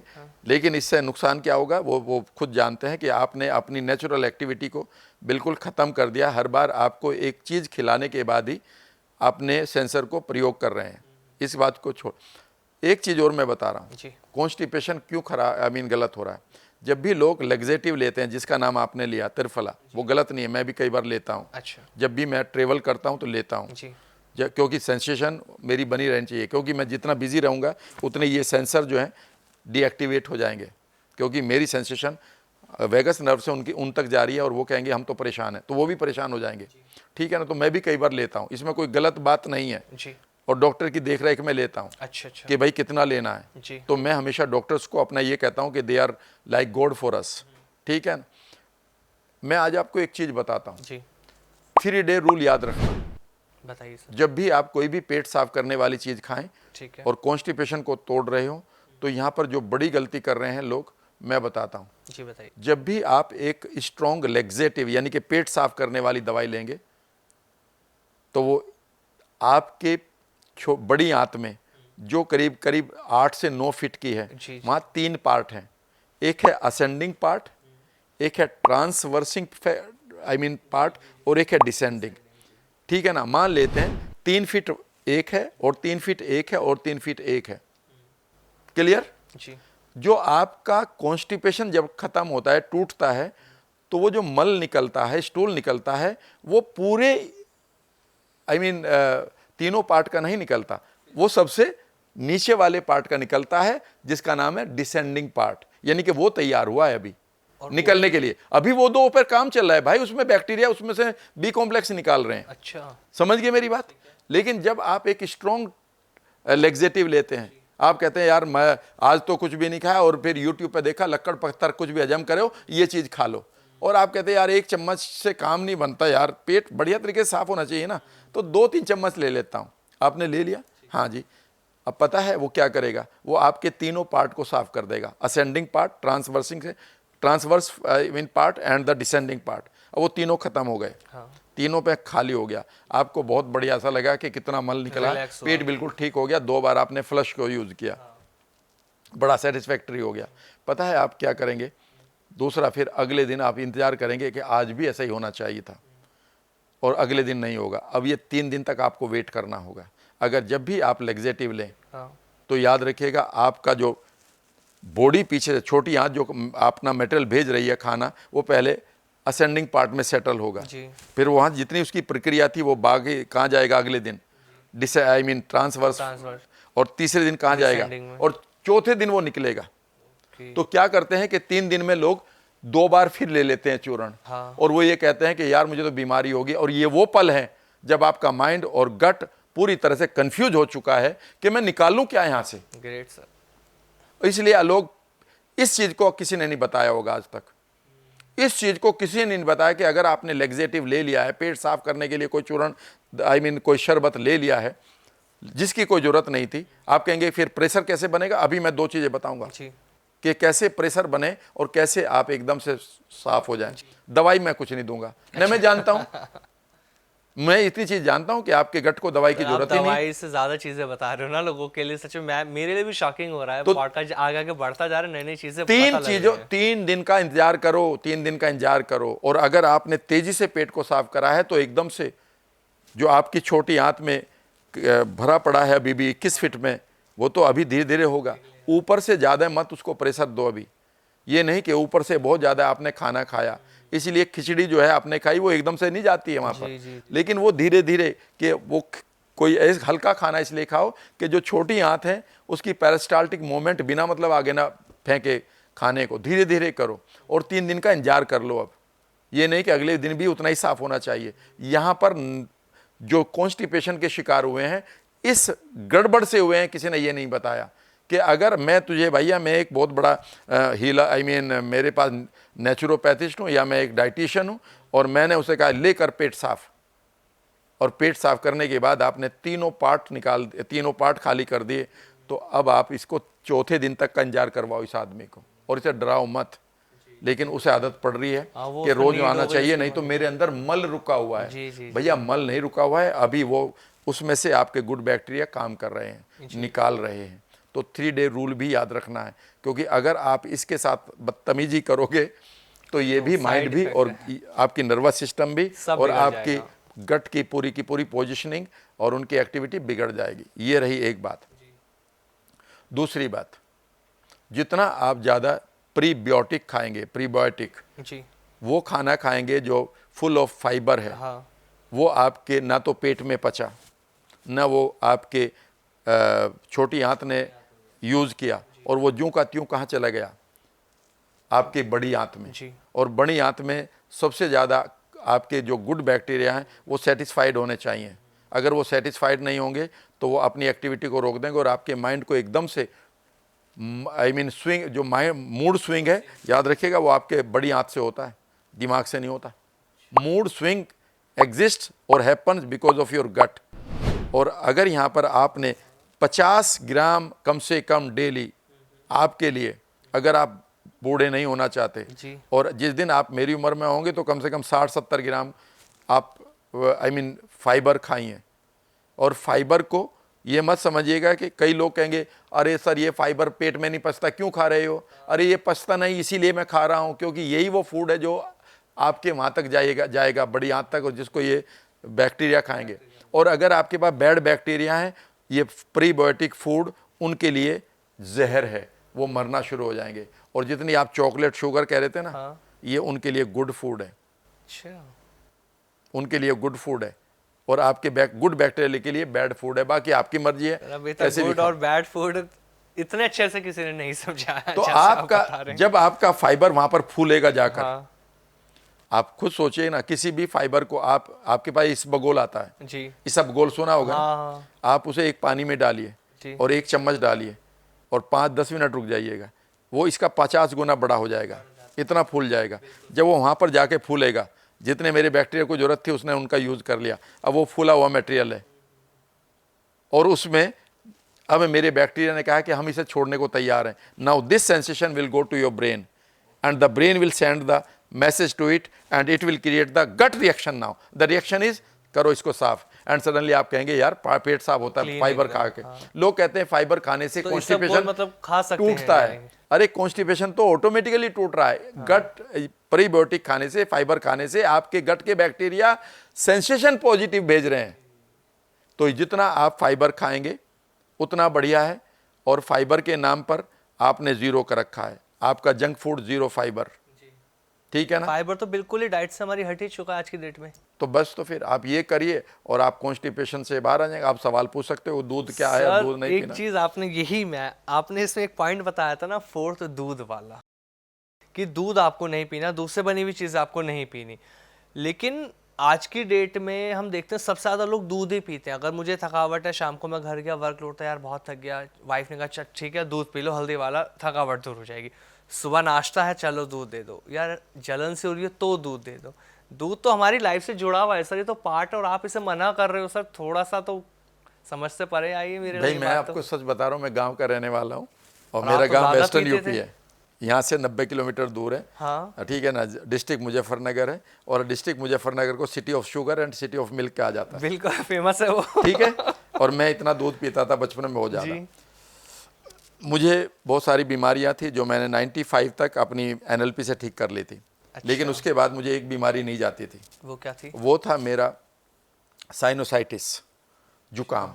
हाँ हाँ, हर सीजन चेंज हो पर ये होना ही होना था, चाहे गर्मी से सर्दी आओ, सर्दी से बरसात आओ, सर्दी से गर्मी आओ, गर्मी से कुछ भी आओ, हाँ। हमेशा ये होता था। और मेरा साइनस भरा रहता था और मुझे छींकें बहुत आती थी। इसे मुझे पता था कि ये सिर्फ रिएक्शन है बॉडी की, ठीक है ना। मैंने अपनी रूमेटॉइड अर्थराइटिस वगैरह काफ़ी कुछ ठीक कर लिया था। और तब मैं और ज़्यादा चीज़ों पर ध्यान कर रहा था कि क्या होगा। तभी मैंने एक बुक पढ़ी, उस किताब का नाम है अनलिमिटेड पावर। मैं सबको बता रहा हूँ, ठीक है, सबके लिए सजेशन है। हाँ। ठीक है, आप उसे पढ़ें ना पढ़ें, उसका एक चैप्टर है एनर्जी, उसे कभी भी चैट जीपीटी पर डाल सकते हो या गूगल कर सकते हो, ये पीडीएफ ले सकते हो। हिंदी में भी और गुजराती में भी किताब अवेलेबल है। ठीक है। उस चैप्टर का नाम था एनर्जी, जी, और उसमें लिखा था कि दूध मत पीजिए, दूध आपके लिए नहीं बना है। अब मैं उसको पढ़ना शुरू कर दिया और मैंने उसे अपनाना भी शुरू किया। उसमें लिखा था आप 3 महीने छोड़कर देख लो, फिर पी लेना। 3 महीने छोड़ के। हाँ, तो उसमें क्यों लिखा था मैं बता देता हूँ। आप यही तो पूछे क्यों ना पिए। हाँ हाँ उन्होंने कहा है कि दूध जो है, नंबर 1, जिस पशु का आप दूध पी रहे हैं हाँ, वह उस बच्चे के लिए बना है जो बचपन में 60 पाउंड का था, जबकि तुम जब बच्चे पैदा हुए तो तुम 6 पाउंड के थे। हाँ। उसके अंदर जो ग्रोथ हार्मोन है वो ह्यूमन ग्रोथ हार्मोन से मैच नहीं करते। अच्छा, ठीक है, बिल्कुल। उसका बच्चा 2 साल में मैच्योर हो जाता है, तुम्हें 21 साल लगते हैं। हाँ, उसके बच्चे की उम्र 8 साल है, तुम्हारे 80 साल है। उस बच्चे को जितने ह्यूमन उसकी ग्रोथ के लिए फैक्टर चाहिए वो सिर्फ 4 से 5 महीने में पूरे हो जाते हैं। बस। उसके बाद कहाँ पीता है, अगला सीजन कहाँ पी देते हो तुम भैंस को, हाँ। उस बच्चे को। जैसे ही उसके दांत निकलते हैं, वह जैसे ही अपने मदर के दूध पीता है और जैसे ही उसकी मदर को लगता है कि दांत आ गए हैं और उसको पेन होता है, ये दांत की एक डिवाइन प्रक्रिया है, वो इसको लात मार देती है, छाटो यहाँ से, अब आप सेल्यूलोज आप सिर्फ फाइबर खाओ। और वो फाइबर पर कितना ताकतवर हो जाता है, ठीक है ना। नंबर 1। नंबर 2, आप दूध को इसलिए पीते हैं, देख एक बात को सुनते रहिएगा। हाँ। जो उस किताब में लिखा है मैं वो बता रहा हूँ, बिल्कुल सर, ठीक है बताइए ना। आप।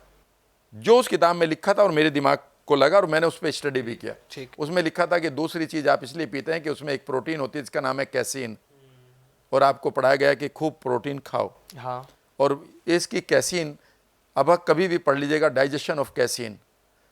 कैसीन नाम की ये प्रोटीन है, ये ह्यूमन लीवर सिर्फ और सिर्फ, उस किताब में तो लिखा था 14% डाइजेस्ट करता है और दूसरी किताब में लिखा था 40%, यानी कि इसका मतलब है, और किसी में लिखा 50 और किसी में लिखा 30, यानी कि कैसीन हमारा शरीर कभी भी डाइजेस्ट नहीं करता और वो फॉरेन मटेरियल की तरह आपके ब्लड में रहता है।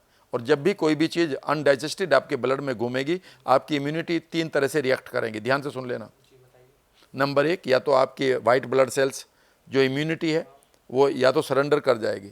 जब वो सरेंडर करती है तो अब वो बेकार के बैक्टीरिया को नहीं मारेगी, कैंसर सेल को नहीं मारेगी, और बैक्टीरिया और कैंसर सेल जैसी बीमारियां हम इनवाइट कर लेते हैं। दूसरा है, अगर वो सरेंडर नहीं कर रही तो वो ओवर रिएक्ट करेगी, क्योंकि ये कौन आ गया मेरे घर में, तो ऐसे में हमें एलर्जीज आती हैं। अच्छा। और तीसरी चीज़ है कि अगर वो ना रिएक्ट कर रहे हैं, ना वो सरेंडर कर रहे हैं, वो कंफ्यूज हो सकते हैं कि ये कौन आ गए, और वो कन्फ्यूजन में आप ही की बॉडी को मारने लगते हैं। इसे ऑटो इम्यून कहते हैं। कई बार देखेंगे ना कि बहुत सारे प्रोटीन लेने वाले, जिम में जाने वाले अचानक समय से पहले गंजे होने लगते हैं। सर वो तो ये रहता है ना कि वो स्टेरॉइड ले रहे चले, हैं, इसलिए साइड इफेक्ट होता है। वो कोई बात नहीं, आप इसको पढ़ लीजिएगा।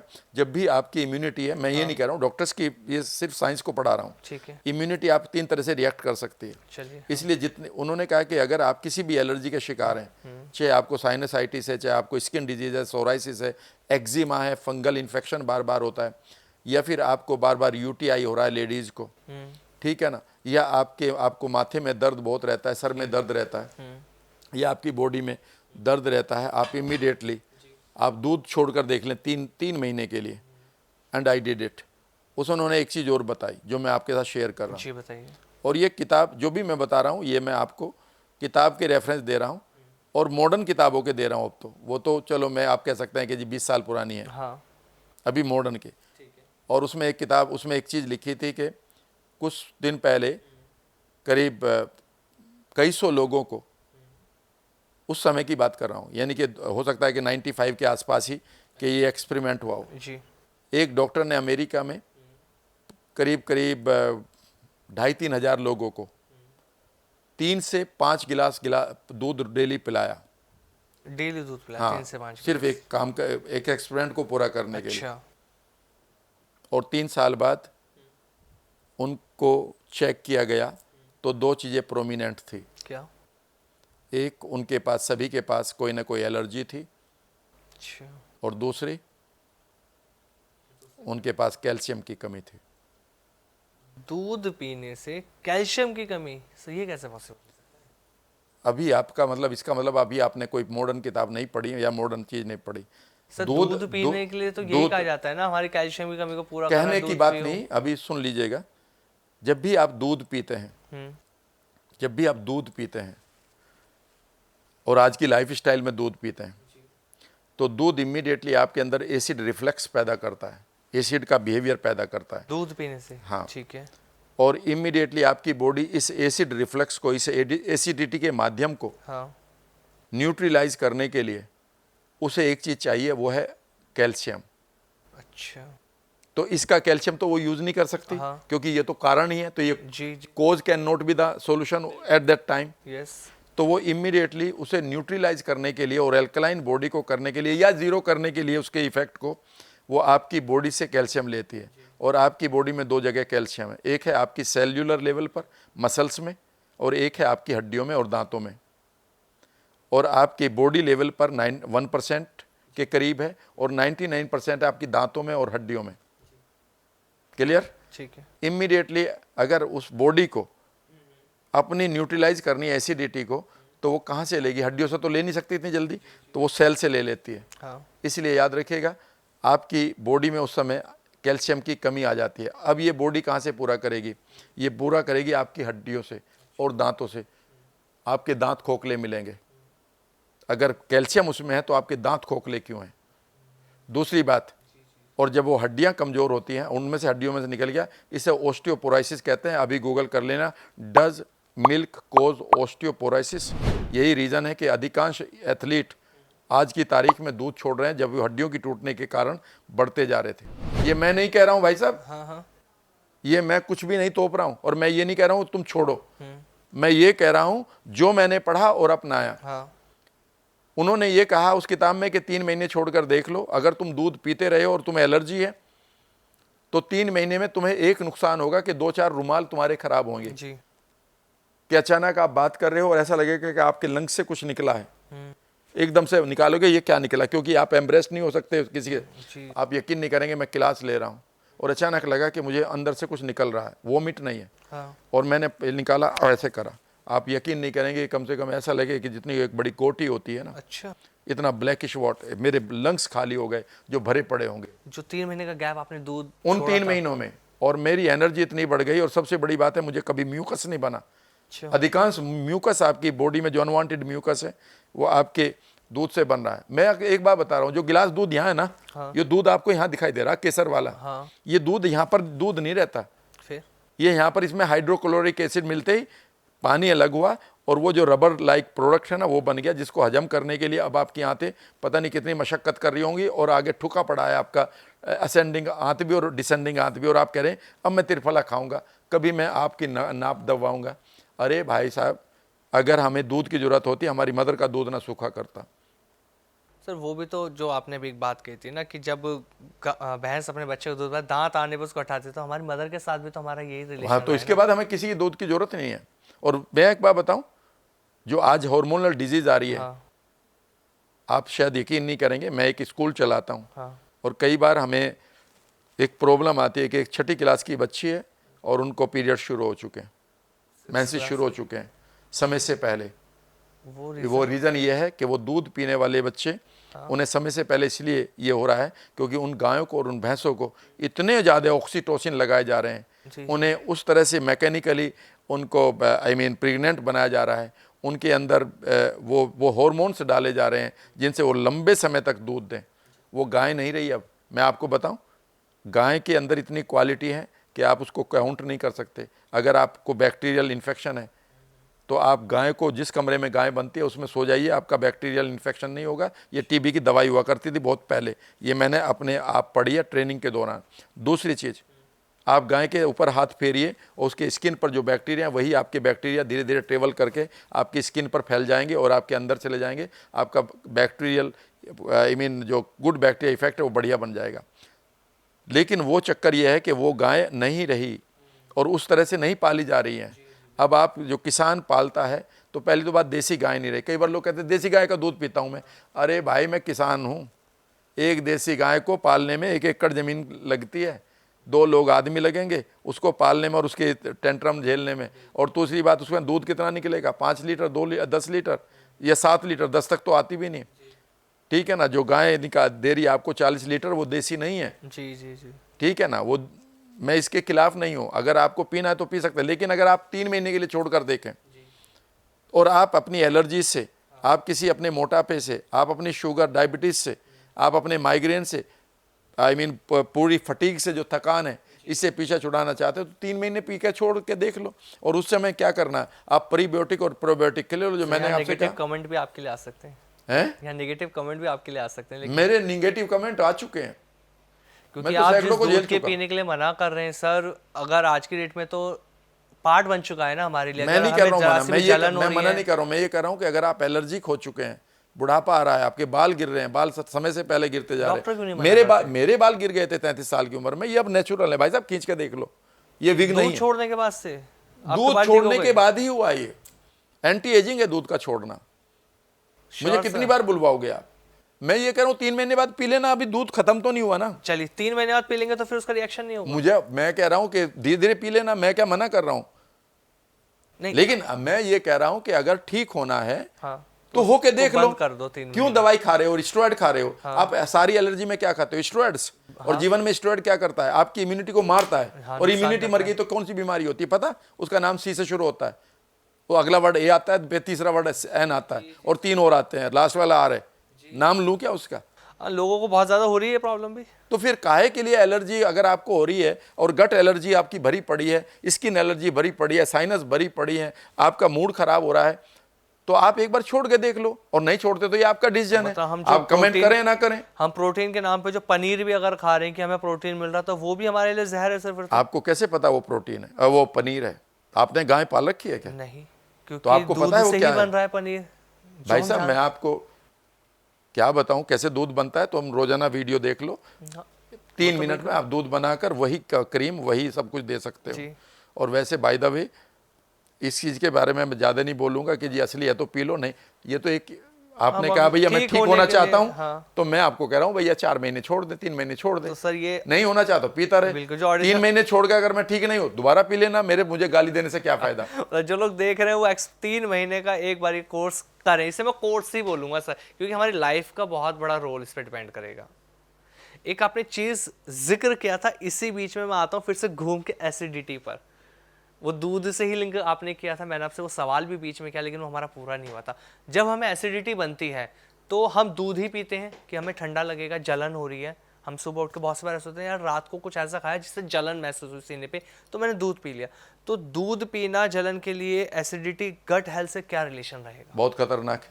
जैसे कि पहले तो इसी पर बहुत सारे कमेंट अब लोगों ने लिखने शुरू कर दिए होंगे, तो ये तो पागल आदमी फंस गया, टाइम खराब कर दिया मेरा। नहीं, आज लोगों को आज सर मैं क्लियर बता तो दूं करना है। एसिडिटी क्या वर्ड है। 99.9% लोगों को जो डॉक्टर नहीं है, एसिड वर्ड होता ही नहीं, एसिड रिफ्लक्स होता है। Acid reflex, reflux, REFLUX। जी तो पहले तो जितने भी आम आदमी है ना, मुझे एसिडिटी हो रही है, हाँ, हम ये ये एक बोलता है फैशन बन गया। उन्हें ये नहीं पता तुझे हो क्या रहा। मैं बता दूं एसिडिटी के लिए, जी जी पूरी बता दूं। हाँ सर, अगले 10 मिनट तक आप मुझे सुनते रहेंगे, बिल्कुल सर, और मुझे फ्लो में बताने देंगे। जी आप एक सीढ़ी पे चढ़ रहे हैं, जीने पे चढ़ रहे हैं, आपके पता है कि 6 इंच का जीना है, 6 इंच की सीढ़ी है, आप चढ़ते जा रहे हैं। आपकी सीढ़ियों को कौन देखता? आपकी आंखें। और आपकी आंखें की जो नर्व है वो आपके ब्रेन को बताती है कि मेरे सामने सीढ़ी है, और ब्रेन पैरों को बताता है नर्वस सिस्टम के द्वारा, उसी नर्व के द्वारा। पैरों तक वो वेगस नर्व नहीं जाती, दूसरी नर्व जाती है, ठीक है ना। और आप एकदम से पैर उठाते हैं और आगे रख लेते हैं। सोचिएगा कि अगर आपका ये नर्वस सिस्टम खराब हो जाए, यानी कि आंखों ने तो देख लिया कि सही है सीढ़ी, पर नर्वस सिस्टम ने कहा कि ये 6 इंच नहीं, ये 15 इंच है, और अचानक ब्रेन ने जो इन्फॉर्मेशन देगा वो लेग को गलत ही तो देगा ना। हाँ। और अब आप गिरेंगे। इसे हम लड़खड़ाना कहते हैं। याद रखिएगा, एग्जैक्टली आपके अंदर जो एसिड की प्रॉब्लम है वो एसिड की प्रॉब्लम नहीं है, आपका इस समय स्टमक जहां पर एसिड की बरसात होती है वो लड़खड़ा रहा है। ओके, ध्यान से सुनिएगा, बिल्कुल वही कॉन्सेप्ट है, मेरे दर्शक समझ जाएंगे। आपके पास एक माइंड है, आपके पास एक पेट है, और एक पास नर्व है। माइंड का काम है कि जैसे ही आपने कुछ भी खाया, जो भी आप खा रहे हैं, उसे जब आप पचा रहे हैं, उस समय आप पहली बेवकूफ़ी ना करें कि आप टीवी देख रहे हैं। आप सिर्फ पचाइए, क्योंकि उस समय जब आप पचा रहे हैं तो आपके पचाने के साथ माइंड कैलकुलेट कर रहा है इसमें कितने कार्ब्स हैं, कितनी प्रोटीन है, कितना फैट है, ठीक है ना। और वो इसके हिसाब से एक इन्फॉर्मेशन दे रहा है आपके पेट को। इन्फॉर्मेशन कहाँ से जा रही है? वेगस नर्व से।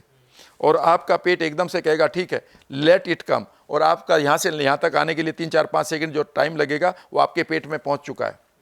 आप अगला खाना खाना शुरू कर देते हैं, वही कहता है इतना और आ रहा है। और इसको नाप कर आपका जो गट है, आपका जो पेट है, अब पेट कहूँगा क्योंकि गट तो बहुत लंबा हो गया, अभी हम पेट की बात कर रहे हैं, वो एकदम से एसिड की रेन करता है। एसिड का पीएच कितना होता है? याद रखिएगा, ये जला सकता है आपके हाथ को। अच्छा, ये इसका पीएच होता है 3 इज सो एसिडिक। ये इतना एसिडिक होता है कि ये आपके हाथ को जला सकता है। लेकिन आपके पेट को क्यों नहीं जला रहा? ध्यान से सुनिएगा, पेट का सिस्टम ऐसा है कि उसको ये हैंडल करना जानता है। एसिड रिफ्लेक्स क्यों होता है? ध्यान से सुनिएगा। एसिड रिफ्लेक्स ये होता है कि ये एसिड आपके पेट से ऊपर की तरफ ट्रेवल करता है, और जहाँ खाने की नली और पेट के बीच में एक वॉल है, वही वॉल का नाम वही है जो आपके लास्ट में था, जो स्फिंक्टर मसल यहाँ पर भी है। और इसका काम ये होता है कि खाना नीचे गया और ये बंद हो गई, अब नीचे से ऊपर नहीं आ सकता, ठीक है ना। इस स्फिंक्टर के साथ जो रिश्ता है आपके माइंड का है, उसी नर्व के अनुसार। पहली बात, यहां पर आपका मैसेज गलत जा रहा है। ओके, दूसरी बात, आपका गलत मैसेज शायद पेट को भी जा रहा है। जी, तीसरा ये कि आपने इस स्फिंक्टर मसल को वीक कर दिया। 3 चीज मैंने बताई अभी ध्यान तक। नंबर 1, आपने इस वॉल को कमजोर कर दिया, और कमजोर करने वाले जो तत्व हैं उन्हें आप खा रहे हैं। नाम मैं बता दूं? बिल्कुल बिल्कुल। नंबर 1 चॉकलेट, अच्छा, नंबर 2 शुगरी मिठाई जी, या रिफाइंड शुगर, हाँ, तीसरा दारू, चौथा कॉफी, पांचवा ये चाय और दूध, दूध वाली चाय जिसमें ये सब चीजें हैं, जी जी ठीक है ना। और गरम मसाले हद से ज्यादा जो आपके लिए नहीं बने, जी, ठीक है ना। इससे ये मसल कमजोर पड़ती है। आप इसे कमजोर रखना हो रखो या ना रखो, ठीक है ना।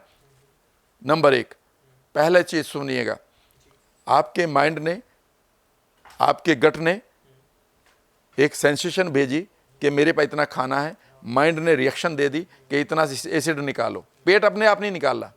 तो अगर उसने ज़्यादा निकाला है तो यहाँ पर दो लोग रेस्पॉन्सिबल है, एक माइंड और एक ये नर्व। या तो नर्व गड़बड़ हो गई है आँख की नर्व की तरह, और ये लड़खड़ा गया है। हाँ, ये तो अब गड़बड़ी ये करते हैं कि जी सर वो मैं चढ़ते हुए ना मेरा पैर लड़खड़ाता है, तो डॉक्टर कहता है इसमें पैर में मैं एक इंजेक्शन लगा देता हूँ, लगा लो। ये दवाई है क्या? डॉक्टर कहता है इसमें मैं वो एक जूता पहनवा देता हूँ, फिर नहीं लड़खड़ाओगे। फिर वो कहता है कि जी अभी भी लड़खड़ा है, इसका ऑपरेशन कर देता हूँ सर, अभी भी अच्छा इसके ऊपर मैं एक प्लास्टिक की पैर चढ़ा देता हूँ। भैया कुछ भी कर ले तो बीमारी यहाँ पर है, रीजन वहाँ है ही नहीं। तो जितना भी आपका एसिड निकल रहा है फालतू का, वो या तो मैसेज यहाँ से गड़बड़ हो रही। और मैं आपको बताऊँ, अगर आपका एसिड ज़्यादा बन रहा है ना, तो पहली इंटेंशन ये है कि आप दिमाग से ही उबल रहे हैं, आप एग्रेसिव हैं, आप फ्रस्ट्रेटेड हैं, आपको गुस्सा बहुत आता है, आप बहुत ज़्यादा एग्रेशन है आपकी लाइफ में, आपको ये बताया गया है कि मुझे जल्दी से चीज़ें चाहिए, ठीक है ना, और उसकी वजह से आपका जो पेट है वो इसे मिरर कर रहा है आपके थॉट को, ठीक है। दूसरी बात यह है कि आपने स्फिंक्टर मसल्स को स्ट्रॉन्ग नहीं किया है, उसे वीक कर दिया है। और तीसरा एक चीज़ और भी है कि जब ये एसिड ऊपर की तरफ आता है तो कई बार आपकी जब न खाने की नली है वहाँ पर ऐसी आग लगती है, तो ऐसे लोग ऐसे करते हैं, हार्ट बर्न हो गया, चेस्ट पेन हो गया। पता है ऐसा क्यों करते हैं? क्योंकि जो वो एसिड है वो सिर्फ पेट के लिए बना है, पेट की मसल उसे हैंडल कर सकती है, एसिड आपकी ये मसल हैंडल नहीं कर सकती, इसके लिए तो बना ही नहीं था, तो वो जलने का एहसास करती है। तो अगर आप 3 से 4 वीक तक कोई भी एंटासिड खा रहे हो या दूध पीकर इसे ठंडा कर रहे हो, तो इस प्रॉब्लम को आप घटा नहीं रहे हो, बढ़ा रहे हो। और बढ़ा रहे हो, इसलिए बढ़ा रहे हो क्योंकि उतना ही कंफ्यूजन आपके माइंड और आपका गट, पेट और आपकी नर्व लेती जा रही है। सबसे पहला काम कर दो जो मैं अब आपसे कह रहा हूं जी। नंबर 1, आप अपने गट, पेट और माइंड के बीच में बैठकर शांत तरीके से विजुअलाइज करो कि आपका पेट आपके माइंड की सुन रहा है और वो उतना ही एसिड निकाल रहा है। मैं आपको एक छोटी सी बताता हूँ एसिड कम करने की माइंड की टेक्निक। हाँ सर। इमेजिन करो कि कहीं पर आपके एसिड की जो रेन है वो हद से ज़्यादा हो रही है, और इमेजिन करें कि आप डिवाइनली जाकर एक छाता लेकर वहाँ पर उन होल्स को आप भर रहे हो। जहाँ पर आपके, इमेजिन करिए कि एसिड भरा पड़ा है, इमेजिन करिए कि वहाँ पर आपने कोई एक खूबसूरत सा डिवाइन मटेरियल दे दिया है लाइक मिल्क, बट सिर्फ इमेजिनरी है और उसको शांत कर रहा है। सिर्फ आप 3 मिनट ऐसे करके देख लो, अभी आपका फ़र्क पड़ जाएगा। यानी कि आपका माइंड डायरेक्टली आपके पेट के साथ इमेजिनरी वर्ल्ड में जुड़ा हुआ है। जी जी जी जी। इमेजिनरी वर्ल्ड में जुड़ा हुआ है। पहला काम आप ये करें। दूसरा काम, माइंड्स की जितनी भी पेनफुल मेमोरी है, जितना भी आपका एग्रेशन है, जितना भी आपके ट्रिगर भरे पड़े, किसी का शक्ल देखते हो आपको गुस्सा आता है, ठीक है ना, समझ लीजिएगा कि ये आपकी एसिडिटी का सबसे बड़ा कारण है। दूसरा है कि आपने आराम नहीं किया जीवन में, आप अपने पेट को हद से ज़्यादा परेशान कर रहे हैं। कभी आपने, अभी ज़रूरत नहीं थी खाने की, आपने जंक फूड खा लिया। अभी मीटिंग थी तो आपने ब्राउनी भी खा ली। अभी ब्राउनी ख़त्म नहीं हुई तो एक चाय भी आ गई। चाय को मन नहीं कर रहा था, कॉफ़ी को, फिर भी आपने सोचा आ गई तो पी लेते हैं। ये तो वही वाली बात है कि घर के सामने केले का छिलका पड़ा तो चलो फिसल लेते हैं, ठीक है ना। और उसके बाद आप अपने नर्वस सिस्टम को ठीक करें। जैसे ही आप इन तीनों चीज़ों को ठीक करेंगे, कितना आसान है। आप गड़बड़ ये करें कि आप तो न तो पेट को आप शांति दे रहे हैं, न माइंड से आप शांत हैं, और उसकी वजह से ये जो नर्व सिस्टम है ये आपका बेकार हो ही चुका है। बिल्कुल। इतनी बेसिक चीज़ों को कर लीजिएगा। और दूध से अगर इसे ठंडा कर रहे हो या एंटासिड से, याद रखिएगा ये अननेचुरल है। ये आप इमरजेंसी में कर सकते हो। मान लेते हैं आप कहीं पर गए और आपको एसिडिटी हुई और इस समय आपको बेचैनी हो रही, चलो ठंडा दूध पी लेते हैं। लेकिन अगर ये आप दवाई की तरह ले रहे हैं तो फिर ये आपके लिए खतरनाक है। ये मैं नहीं कह रहा हूँ, आई मीन द गट नाम की जो किताब है उसका राइटर है, मैं राइटर भी बता देता हूँ, उनका है गुलिया एंडर्स, उनकी किताब है, और उसमें पूरा का पूरा एसिड रिफ्लक्स के ऊपर ही चैप्टर है। कि लोगों को ना सर सच में नहीं पता हमें एसिडिटी को लेकर। हम एसिडिटी को तो सिर्फ यही समझते हैं कुछ गलत खाने की वजह से हमारे साथ ऐसा हो रहा है, या लेट नाइट हमने खाया था, तो हम एसिडिटी को सिर्फ इन 2 ही कनेक्शन वो एक वन ऑफ द कनेक्शन है कि आपने गलत खाना खाया, आपके पेट ने उसको सेंस किया और उस माइंड को दे दिया, लेकिन माइंड कैलकुलेट ही नहीं कर पा रहा है कि ये मैंने खाया क्या है ना हमारा सर। हाँ ठीक है ना, तो वो उसने वो तो एसिडिटी होगी। एसिड रिफ्लेक्स बेसिकली तब परेशान करता है जब ये वापस आने लगता है, ठीक है ना। एक चीज़ और भी है। अब सवाल उठता है कि आप कहेंगे कि सर वो मसल अगर किसी कमज़ोर हो गई तो क्या करें। उसके लिए पता है आपके पास एक डिवाइन प्रक्रिया चलती है। वो क्या है सर? ऑटोमेटिक चलती है। आपकी बॉडी खुद ही गड़बड़ ये होगी, हमने ये सोचा कि दवाइयाँ हमें ठीक करेंगी, ये बिलीफ आपको बचपन से दिया गया। बिल्कुल सर, दवाइयों पे ही हम रहते हैं। भैया दवाइयाँ सिर्फ आपको सपोर्ट करेंगी, ठीक अपने आप करोगे। जितने भी एंटीबायोटिक दिए जाते हैं वो आपकी बीमारी को ठीक नहीं करते, वो उस बैक्टीरिया को मारते हैं। और अगर उस बैक्टीरिया को आपकी इम्यूनिटी मार दे तो फिर आप ठीक हो जाएंगे। बिल्कुल ठीक हो जाएंगे। फिर तो जरूरत बॉडी ही अपने नहीं आप दवाई ठीक की। कर रही है, बैक्टीरिया मार रहे हैं आपकी, सिर्फ बॉडी अपने आप को हील कर रही है। अब आपका सवाल उठता है कि अगर हम इस मसल को और बढ़िया करने लगे तो इसको करने के लिए क्या है? ये प्रक्रिया आपके अंदर चल रही है। आप 1000 बार इस प्रक्रिया को रोजाना करते हैं। कैसे और वो करते है हैं सर? सलाइवा को स्वेलो करना। अच्छा। दिन में 1000 से अधिक बार आप सलाइवा को स्वेलो करते हो। कभी आपने सोचा ये क्यों हो रहा है? याद रखिएगा, ये 3 काम के लिए हो रहा है। नंबर 1, यह आपके माइंड की नर्व को ट्रेंड कर रहा है कि देखो जैसे मैं नीचे जाऊंगा मैं वापस नहीं आऊंगा। तो आपकी ट्रेंड हो रही है। जैसे आप बैटिंग सिखाते हो कि शॉट ऐसे ही मारना, हुक ऐसे मारना, हुक ऐसे मारना, हुक ऐसे मारना। जैसे ही गलती करता है तो वो एकदम से कोच आ जाता है, थप्पड़ लगाता है, ऐसे क्यों करा एक्शन। तो आप जब नीचे स्वेलो कर रहे हैं तो 1000 बार आपके माइंड की ट्रेनिंग हो रही है कि जब ने जैसे स्वेलो होगी ये बंद हो जाएगी, जैसे ही मैं स्वेलो करूँगा बंद हो जाएगी, स्वेलो करूँगा बंद हो जाएगी। इसीलिए कई बार लोग इसको ट्रेंड करने के लिए आपसे कहते हैं कि च्युइंगम चबा लिया करो। हाँ सर। ठीक है ना, लेकिन मैं उसके पक्ष में हूँ या नहीं मुझे नहीं मालूम है। आपको बताया गया तो डॉक्टर की मानना, मुझे कोई उसका शौक नहीं है, ना मुझे वो टेक्निक अच्छा लगता है। कई बार लोगों ने कहा कि जरा चेहरा खूबसूरत हो जाता है, मैंने कहा वो तो अपने आप ही रहेगा, और जो चेहरा नेचुरल है वही खूबसूरत है जी। ठीक है ना। दूसरी चीज़ है, कई बार पान खाते हैं लोग, उससे जो है पीक बहुत अंदर बनती है। लेकिन कुछ लोगों को गड़बड़ ये है कि उन्होंने सलाइवा को थूकने का काम करते हैं। ये मत करिएगा। उससे जितनी बार नीचे जाएगा उतनी बार आपकी ट्रेंड हो रही है मसल कि मुझे बंद होना है, और बंद होती है, मैसेज जा रहा है माइंड को, इस नर्वस सिस्टम को, और वो ट्रेंड होती जा रही है। तो इस ट्रेनिंग को ऑटोमेटिकली बॉडी आपकी कर रही है, आपको कोई अलग से नहीं करना। आप कहने लगे इसको करने के लिए साहब मैं आपको एक बढ़िया टॉनिक दूंगा, भाई उसकी कोई ज़रूरत नहीं है। समझ गए? आपके पास ये नेचुरली चल रही है। 120 साल के जीने के ये रूल्स हैं सिंपल। आप ये कहेंगे नहीं मैं ज़्यादा खा के 120 साल जीऊँगा, मुझे ज़्यादा का नहीं पता, लेकिन कम खाने से या ना खाने से 120 साल जरूर हमारी जिएंगे। सर इंडियंस की तो एवरेज ही कम हो गई है ना जीने की, अब एज की 70-65 बहुत होती है। इसको कैसे यार बढ़ाया जाए? तुम्हारी बात सुनकर तो मैं गिल्ट में, मैं अपराध बोध में आ गया। मैं लेकिन 65 पूरे कर चुका, नहीं, करने जा रहा हूँ। आपने तो सर कहते हैं ना खुद को पूरी तरह से बदल दिया ना, लोगों ने अभी उस ट्रैक पर आए नहीं है ना जिस पर आप लोगों को लाना चाह रहे हैं। फाइबर खाइए सर, आप चने की रोटी खाइए। मैं चने की रोटी खाता हूँ। मैं पिछले 9 महीनों से गेहूं नहीं टच किया मैंने, और साबुन नहीं टच करी, कोई क्रीम सही मत मेरा लगाई। सवाल था जवाब। एनीवे, तो आप चने का जो छिलका है ना, जी। मुझे नहीं पता आप गांव के रहने वाले, मैं गांव का रहने वाला हाँ हूं। हाँ सर। हमारे यहाँ चने का छिलका होता है ना, चना जो होता है ना, जी, छोटे जी। वाला चना जिसमें एक तरह से झाइयाँ सी पड़ी होती है, झुर्रियाँ सी पड़ी होती है उसकी, उसे मैं पिसवाता हूँ हाँ। और उसका चने की रोटी खाता हूँ। उससे मेरा फाइबर भी पूरा हो जाता जी। है और मेरे प्रोटीन भी पूरी हो जाती है। हाँ। मैं कोई न्यूट्रिशन नहीं खाता हूँ, ठीक है ना। मैं ये जानता हूँ कि मेरा बी कॉम्प्लेक्स, इवन B12 मेरी बॉडी बनाती है, जबकि आपको ये बताया गया B12 मीट खाने वालों को ही मिलता है। एनीवे, उसके बारे में फिर आगे।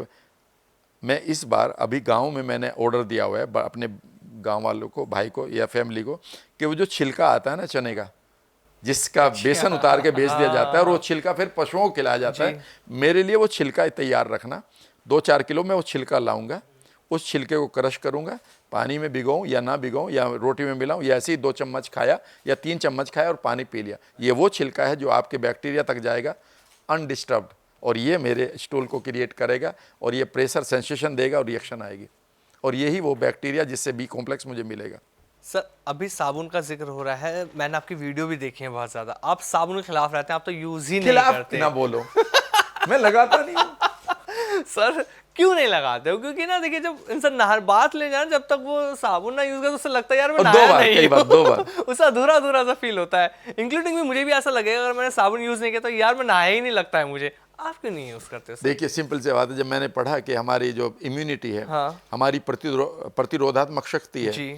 यानी कि वो प्रतिरोधात्मक शक्ति 95% आपकी स्किन के ऊपर है, न कि अंदर है। ऊपर है? ऊपर है, यानी कि आपके पास स्किन के ऊपर इस समय वो जो गुड बैक्टीरिया है उनकी बड़ी पॉपुलेशन है। अच्छा। और 2% बैक्टीरिया ऐसे हैं जो निगेटिव हैं, ठीक है ना। और आपको साबुन बेचने वाली कंपनियां कहेंगी यह आपके चमड़ी के 98% बैक्टीरिया को मार देती है। कौन से वाले? हाँ ये तो नहीं बताया। ये नहीं बताया ना। एनीवे, छोड़ो इस बात को। आगे बताइए। और ये जो 2% बैक्टीरिया जो बेकार के हैं, हाँ। इन्हें सिर्फ मेरा गुड बैक्टीरिया मारता है, इनका कोई और इलाज नहीं है। इन्हें आपकी स्किन वो भी नहीं मारती है, साबुन भी। आगे सुनिएगा, जितने भी बैक्टीरिया मैं टच करूंगा यहाँ पर, मान लेते हैं आपकी कोई मैंने टच कर लिया, ये मैं, ठीक है ना, या एनवायरनमेंट से बैक्टीरिया है, वो मेरे एकदम से मेरी स्किन के बैक्टीरिया उसे मार देंगे, good bacteria.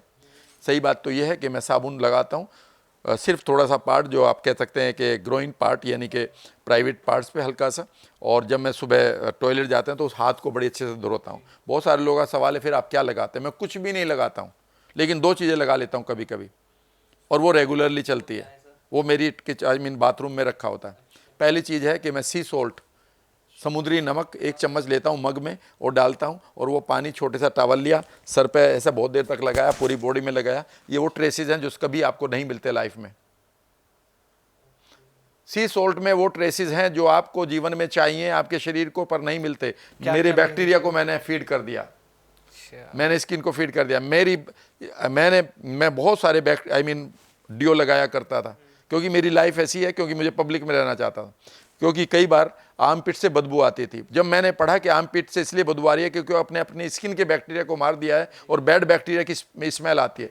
Where there is a smell there is a bad bacteria, ठीक है ना। अब मैं आपको बताऊं, मुझे करीब 4 महीनों से अपने इस आर्म पिट की बदबू नहीं है, क्योंकि मेरे गुड बैक्टीरिया उनको खा रहे हैं। आपने सी सॉल्ट यूज करना शुरू किया? सी सॉल्ट में लगाता हूँ। और कई बार मैं देसी तेल जो घर का है मेरा, सरसों का कहते हैं ना उसको, नहाया, 2-3 बाल्ट वो डाली मागे, जितना रगड़ा, जहाँ से कुछ करना पूरी तरह से रगड़ा। उसके बाद मैं थोड़ा सा तेल लेता हूँ, फिर दोनों हाथों पे लगाता हूँ, चेहरे पे लगाता हूँ, जहाँ तक भी, फिर थोड़ा सा और लेता हूँ, फिर उसको इतना देर तक मसाज करते रहता हूँ कि वो पूरी तरह से पानी के साथ मिलकर डिसअपियर हो जाता है। उसके बाद मैं 2 टॉवल यूज़ करता हूँ, या टॉवल को 2 बार यूज़ करता हूँ। मैं 5 मिनट तक टॉवल से अपनी बॉडी को रगड़ता हूँ। अच्छा। सारे पोर्स खुल जाते हैं और मेरे जो ब्लड फ्लो है वो बढ़ जाता है। आपको पता है कि जितना भी फैटी एसिड है हमारी लाइफ में, या जो हमारा लीवर, फैटी लीवर है, not fatty acid, fatty liver, जितना भी फैटी लीवर है उसका कौन जिम्मेदार है? आपकी जितनी भी क्रीम्स आप लगाते हैं, मैं कोई क्रीम नहीं लगाता। फैटी लीवर से क्या रिलेशन हो? आपका जो भी क्रीम लगाएंगे वो डायरेक्टली कहाँ जा रहा है? आपके ब्लड में। जो चीज़ आप खा रहे हैं वो कम से कम पहले सलाइवा में गई, फिर एसिड में गई, फिर आपके बाइल जूस ने उसको कुछ एक एंजाइम्स ने मारा, फिर वो आपके लास्ट में गई, फिर वो आपकी ब्लड में जा रही होगी। और जब आप कोई भी क्रीम लगाते हैं वो डायरेक्टली कहाँ जा रही है? आपके ब्लड में। और आपका ब्लड कहाँ जाता है? सबसे पहले पोर्टल वेन के द्वारा आपके लीवर में।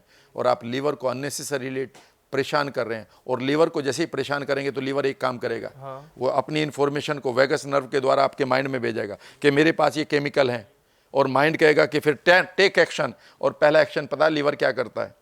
बताऊं? क्या सर? बिल्कुल बताइए।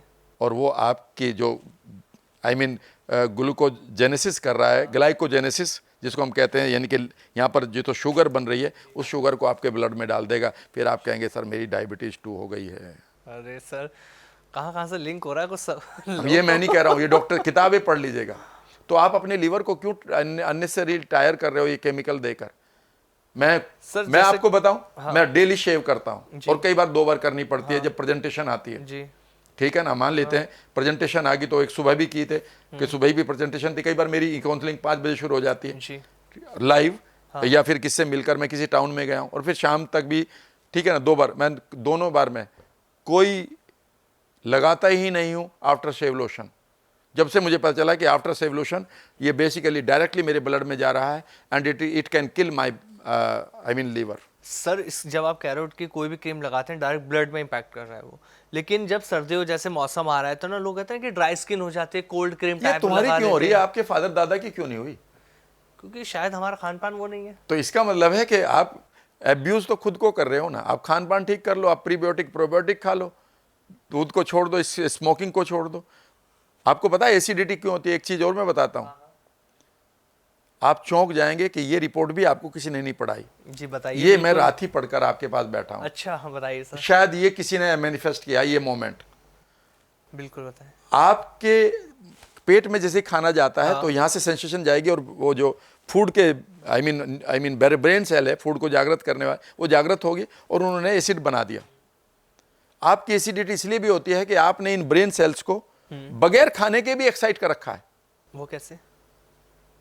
आपका एक दो एक्टिविटी ऐसी हैं जिसके द्वारा आप बगैर खाने के भी आप अपने ब्रेन को मजबूर कर देते हैं कि वो एकदम से मानो उन्होंने तुमने खाना खाया हो और वो एसिड बनाए।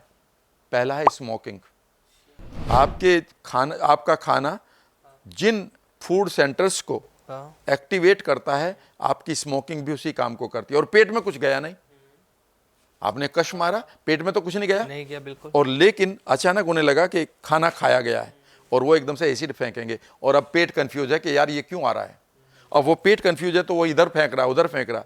कई बार वो वापस इसलिए फेंक रहा है ताकि आपको वो मैसेज दे कि भाई खाना भेजो। जी जी जी जी। वो अपने खाने की नली से कह रहा है खाना भेजो।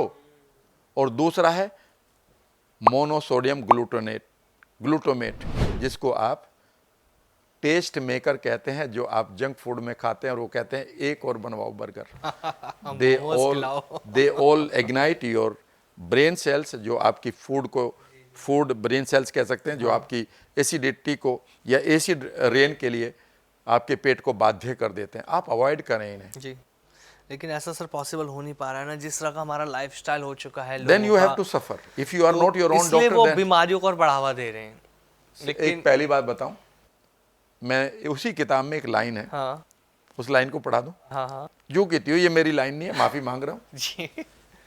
वो कहेंगे ऐसे थोड़ा ही होता है। सभी लोग यही कहेंगे, हाँ। सभी नो, लेकिन कुछ लोग कहेंगे कि यस, जो वर्ड दिया है वो जो कहती हूँ, मैं उसी लाइन को पढ़ देता हूँ। If you are not your own doctor you are a fool. यहाँ डॉक्टर का मतलब ये नहीं कि आप विशेषज्ञ बने, जो बेसिक जानकारी, अगर आपको अपनी हैबिट की जानकारी नहीं, आपको अपनी खाने के बाद आपको अच्छा लग रहा है इस खाने को या खराब लग रहा है इसकी जानकारी नहीं, और एक डाइटिशियन से आप खाना में लिखवा रहे हो, how can a person who doesn't know your cellular system, who doesn't know your habits, who doesn't know your rules of the mind, ठीक है ना, उसे ये नहीं पता कि आपका गट किस चीज़ पर रिएक्ट करेगा, वो कैसे आपके खाने को डिजाइन कर रहा है। अरे आप अपने आप बनाइए ना। तो if you are not your own doctor you are a fool. जब मैंने इस किताब को इसको पढ़ा और मैंने कहा भाई साहब, मैं अपने दिन के 2-3 घंटे, मैं 4 घंटे पढ़ता हूँ, कम से कम 2 से 3 घंटे बॉडी के ऊपर पढ़ता हूँ। मैं तो अपना डॉक्टर में खुद बनना है, वो भी कम से कम उतना तो बनना है ना, हमें पता होना चाहिए कि हम क्या सही खा रहे हैं, क्या गलत। लेकिन यहाँ पर मैं एक डिस्क्लेमर देता हूँ, अगर आपको कोई भी प्रॉब्लम है तो immediately go to your doctor. चिकित्सक के बाद बैठिए, जाइए, आपकी हार्ट बीट बढ़े। मैं ये नहीं कह रहा हूँ कि कुछ भी आप डोंट बिकम एडवेंचरस। जब भी मुझे कोई प्रॉब्लम होती है मैं इमीडिएटली अपने फैमिली डॉक्टर के पास जाता हूँ, अपने आयुर्वेद आचार्य के साथ बैठता हूँ और घंटों तक बैठता हूँ। और मैं उससे पूछता हूँ कि मुझे क्या करना है, मुझे इमरजेंसी ठीक करो, और फिर उसके बाद मैं जनरेटिव लर्निंग करता हूँ कि ये प्रॉब्लम आई ही क्यों थी। यहाँ पर आपको डॉक्टर बनना कि मेरी ये प्रॉब्लम आई ही क्यों, क्या मैंने गलत खाया, भाई मुझे वोमिटिंग क्यों आ रही इस खाने के बाद, ये क्योंकि ये तो डाइटिशियन ने लिखा था। भाई साहब डाइटिशियन ने लिखा था, पर आपका गट इसको नहीं एक्सेप्ट कर रहा, छोड़ दो इसको। अच्छा सर, लास्ट में एक जो ये ऑडियंस देख रही है ना इस पूरे पॉडकास्ट को, बहुत सारे कमेंट की लिस्ट भी आई है, तो एक लास्ट मैसेज जो लोगों की लाइफ को सच में आप बदल दे। देखो सिंपल सी बात है, ये पूरा पॉडकास्ट बदलेगा सर। हाँ, ट्रू है सर। अगर आप कुछ भी करना चाहते तो पहले कमिटमेंट लीजिए। आप जहाँ तक खाने की बात है, हर एक खाना टेस्टी है बशर्ते कि उसको माइंडफुली आप चबाएं। हर एक खाना, लोग सिर्फ जीभ के टेस्ट बड को सेटिस्फाई करने के लिए पूरी बॉडी को आत्महत्या करवा रहे हैं। ऐसा मत करिएगा। आप अच्छे विचारों को रखिएगा, आप अपनी माइंड को बढ़िया टेक्निक के द्वारा शांत करिए, पूरी बॉडी को रिलैक्स करना सीखिए, उस खाने को ढूंढिए जो आपका खाना आपको चाहिए। ये नहीं कि ये दवाई उसने बताई तो मेरे लिए, नहीं, ये रामू के लिए हो सकती है, श्यामू के लिए हो सकती है, ये इस राम वर्मा के लिए नहीं हो सकती, ज़रूरी नहीं है, ठीक है ना। जिन चीज़ों से आपको रिएक्शन हो रही है उनको छोड़ कर देखिएगा। लाइफ बहुत ही है और इतनी चीज़ें खाने के लिए अवेलेबल हैं कि आप अभी भी ये कहेंगे कि फिर हम क्या खाएं। अरे भाई, खाने की इतनी चीज़ें हैं, आप यकीन नहीं करेंगे। आपके पास सीड्स हैं, आपके पास मिलेट्स हैं, आपके पास ड्राई फ्रूट्स हैं, आपके पास सीजनल फ्रूट्स हैं, आपके पास अगर ज़्यादा पेस्टिसाइड वाली चीज़ जगह पर आप नहीं रहते तो आपके अपने बहुत सारी अपनी चीज़ें हैं, ठीक है ना। आपके पास ऐसी अभी भी बहुत सारी चीज़ें जिनको मैं तो ये कह रहा हूँ कि एक लाइफ मिली है, इसे बढ़िया बनाइएगा and you can heal every disease. हर एक डिजीज़ हील होने के लिए बनी है। ये आपकी बॉडी के अंदर इतनी पावर है, माइंड के अंदर इतनी पावर है, इस यकीन को जिएं और अपनी लाइफ को बेहतर बनाएं। बिल्कुल। और राम वर्मा सर के इस पॉडकास्ट को देखने के बाद तो सच में सर लोगों की लाइफ बदली, क्योंकि आज जो कुछ आपने बताया पूरा पॉडकास्ट में मेरे लिए भी एकदम शॉकिंग था कि यार ये सब तो हम रोज़ाना गलतियाँ कर ही रहे हैं। और ये जो आपने 3 महीने की बात करी है, ये दूध वाला कोर्स तो मैं भी करूंगा, मैं ऑडियंस को भी कहूंगा वो भी करके देखें कि क्या लाइफ के अंदर चेंज आता है। And thank you so much sir हमारे इस पॉडकास्ट का पार्ट बनने के लिए। Thank you thanks very for much. Coming sir. Thank you, Ahmed. क्योंकि Thank you आपके आने से हमारे ऑडियंस को बहुत अच्छी नॉलेज मिली है, लोग अवेयर हो पाएंगे। Thank you sir.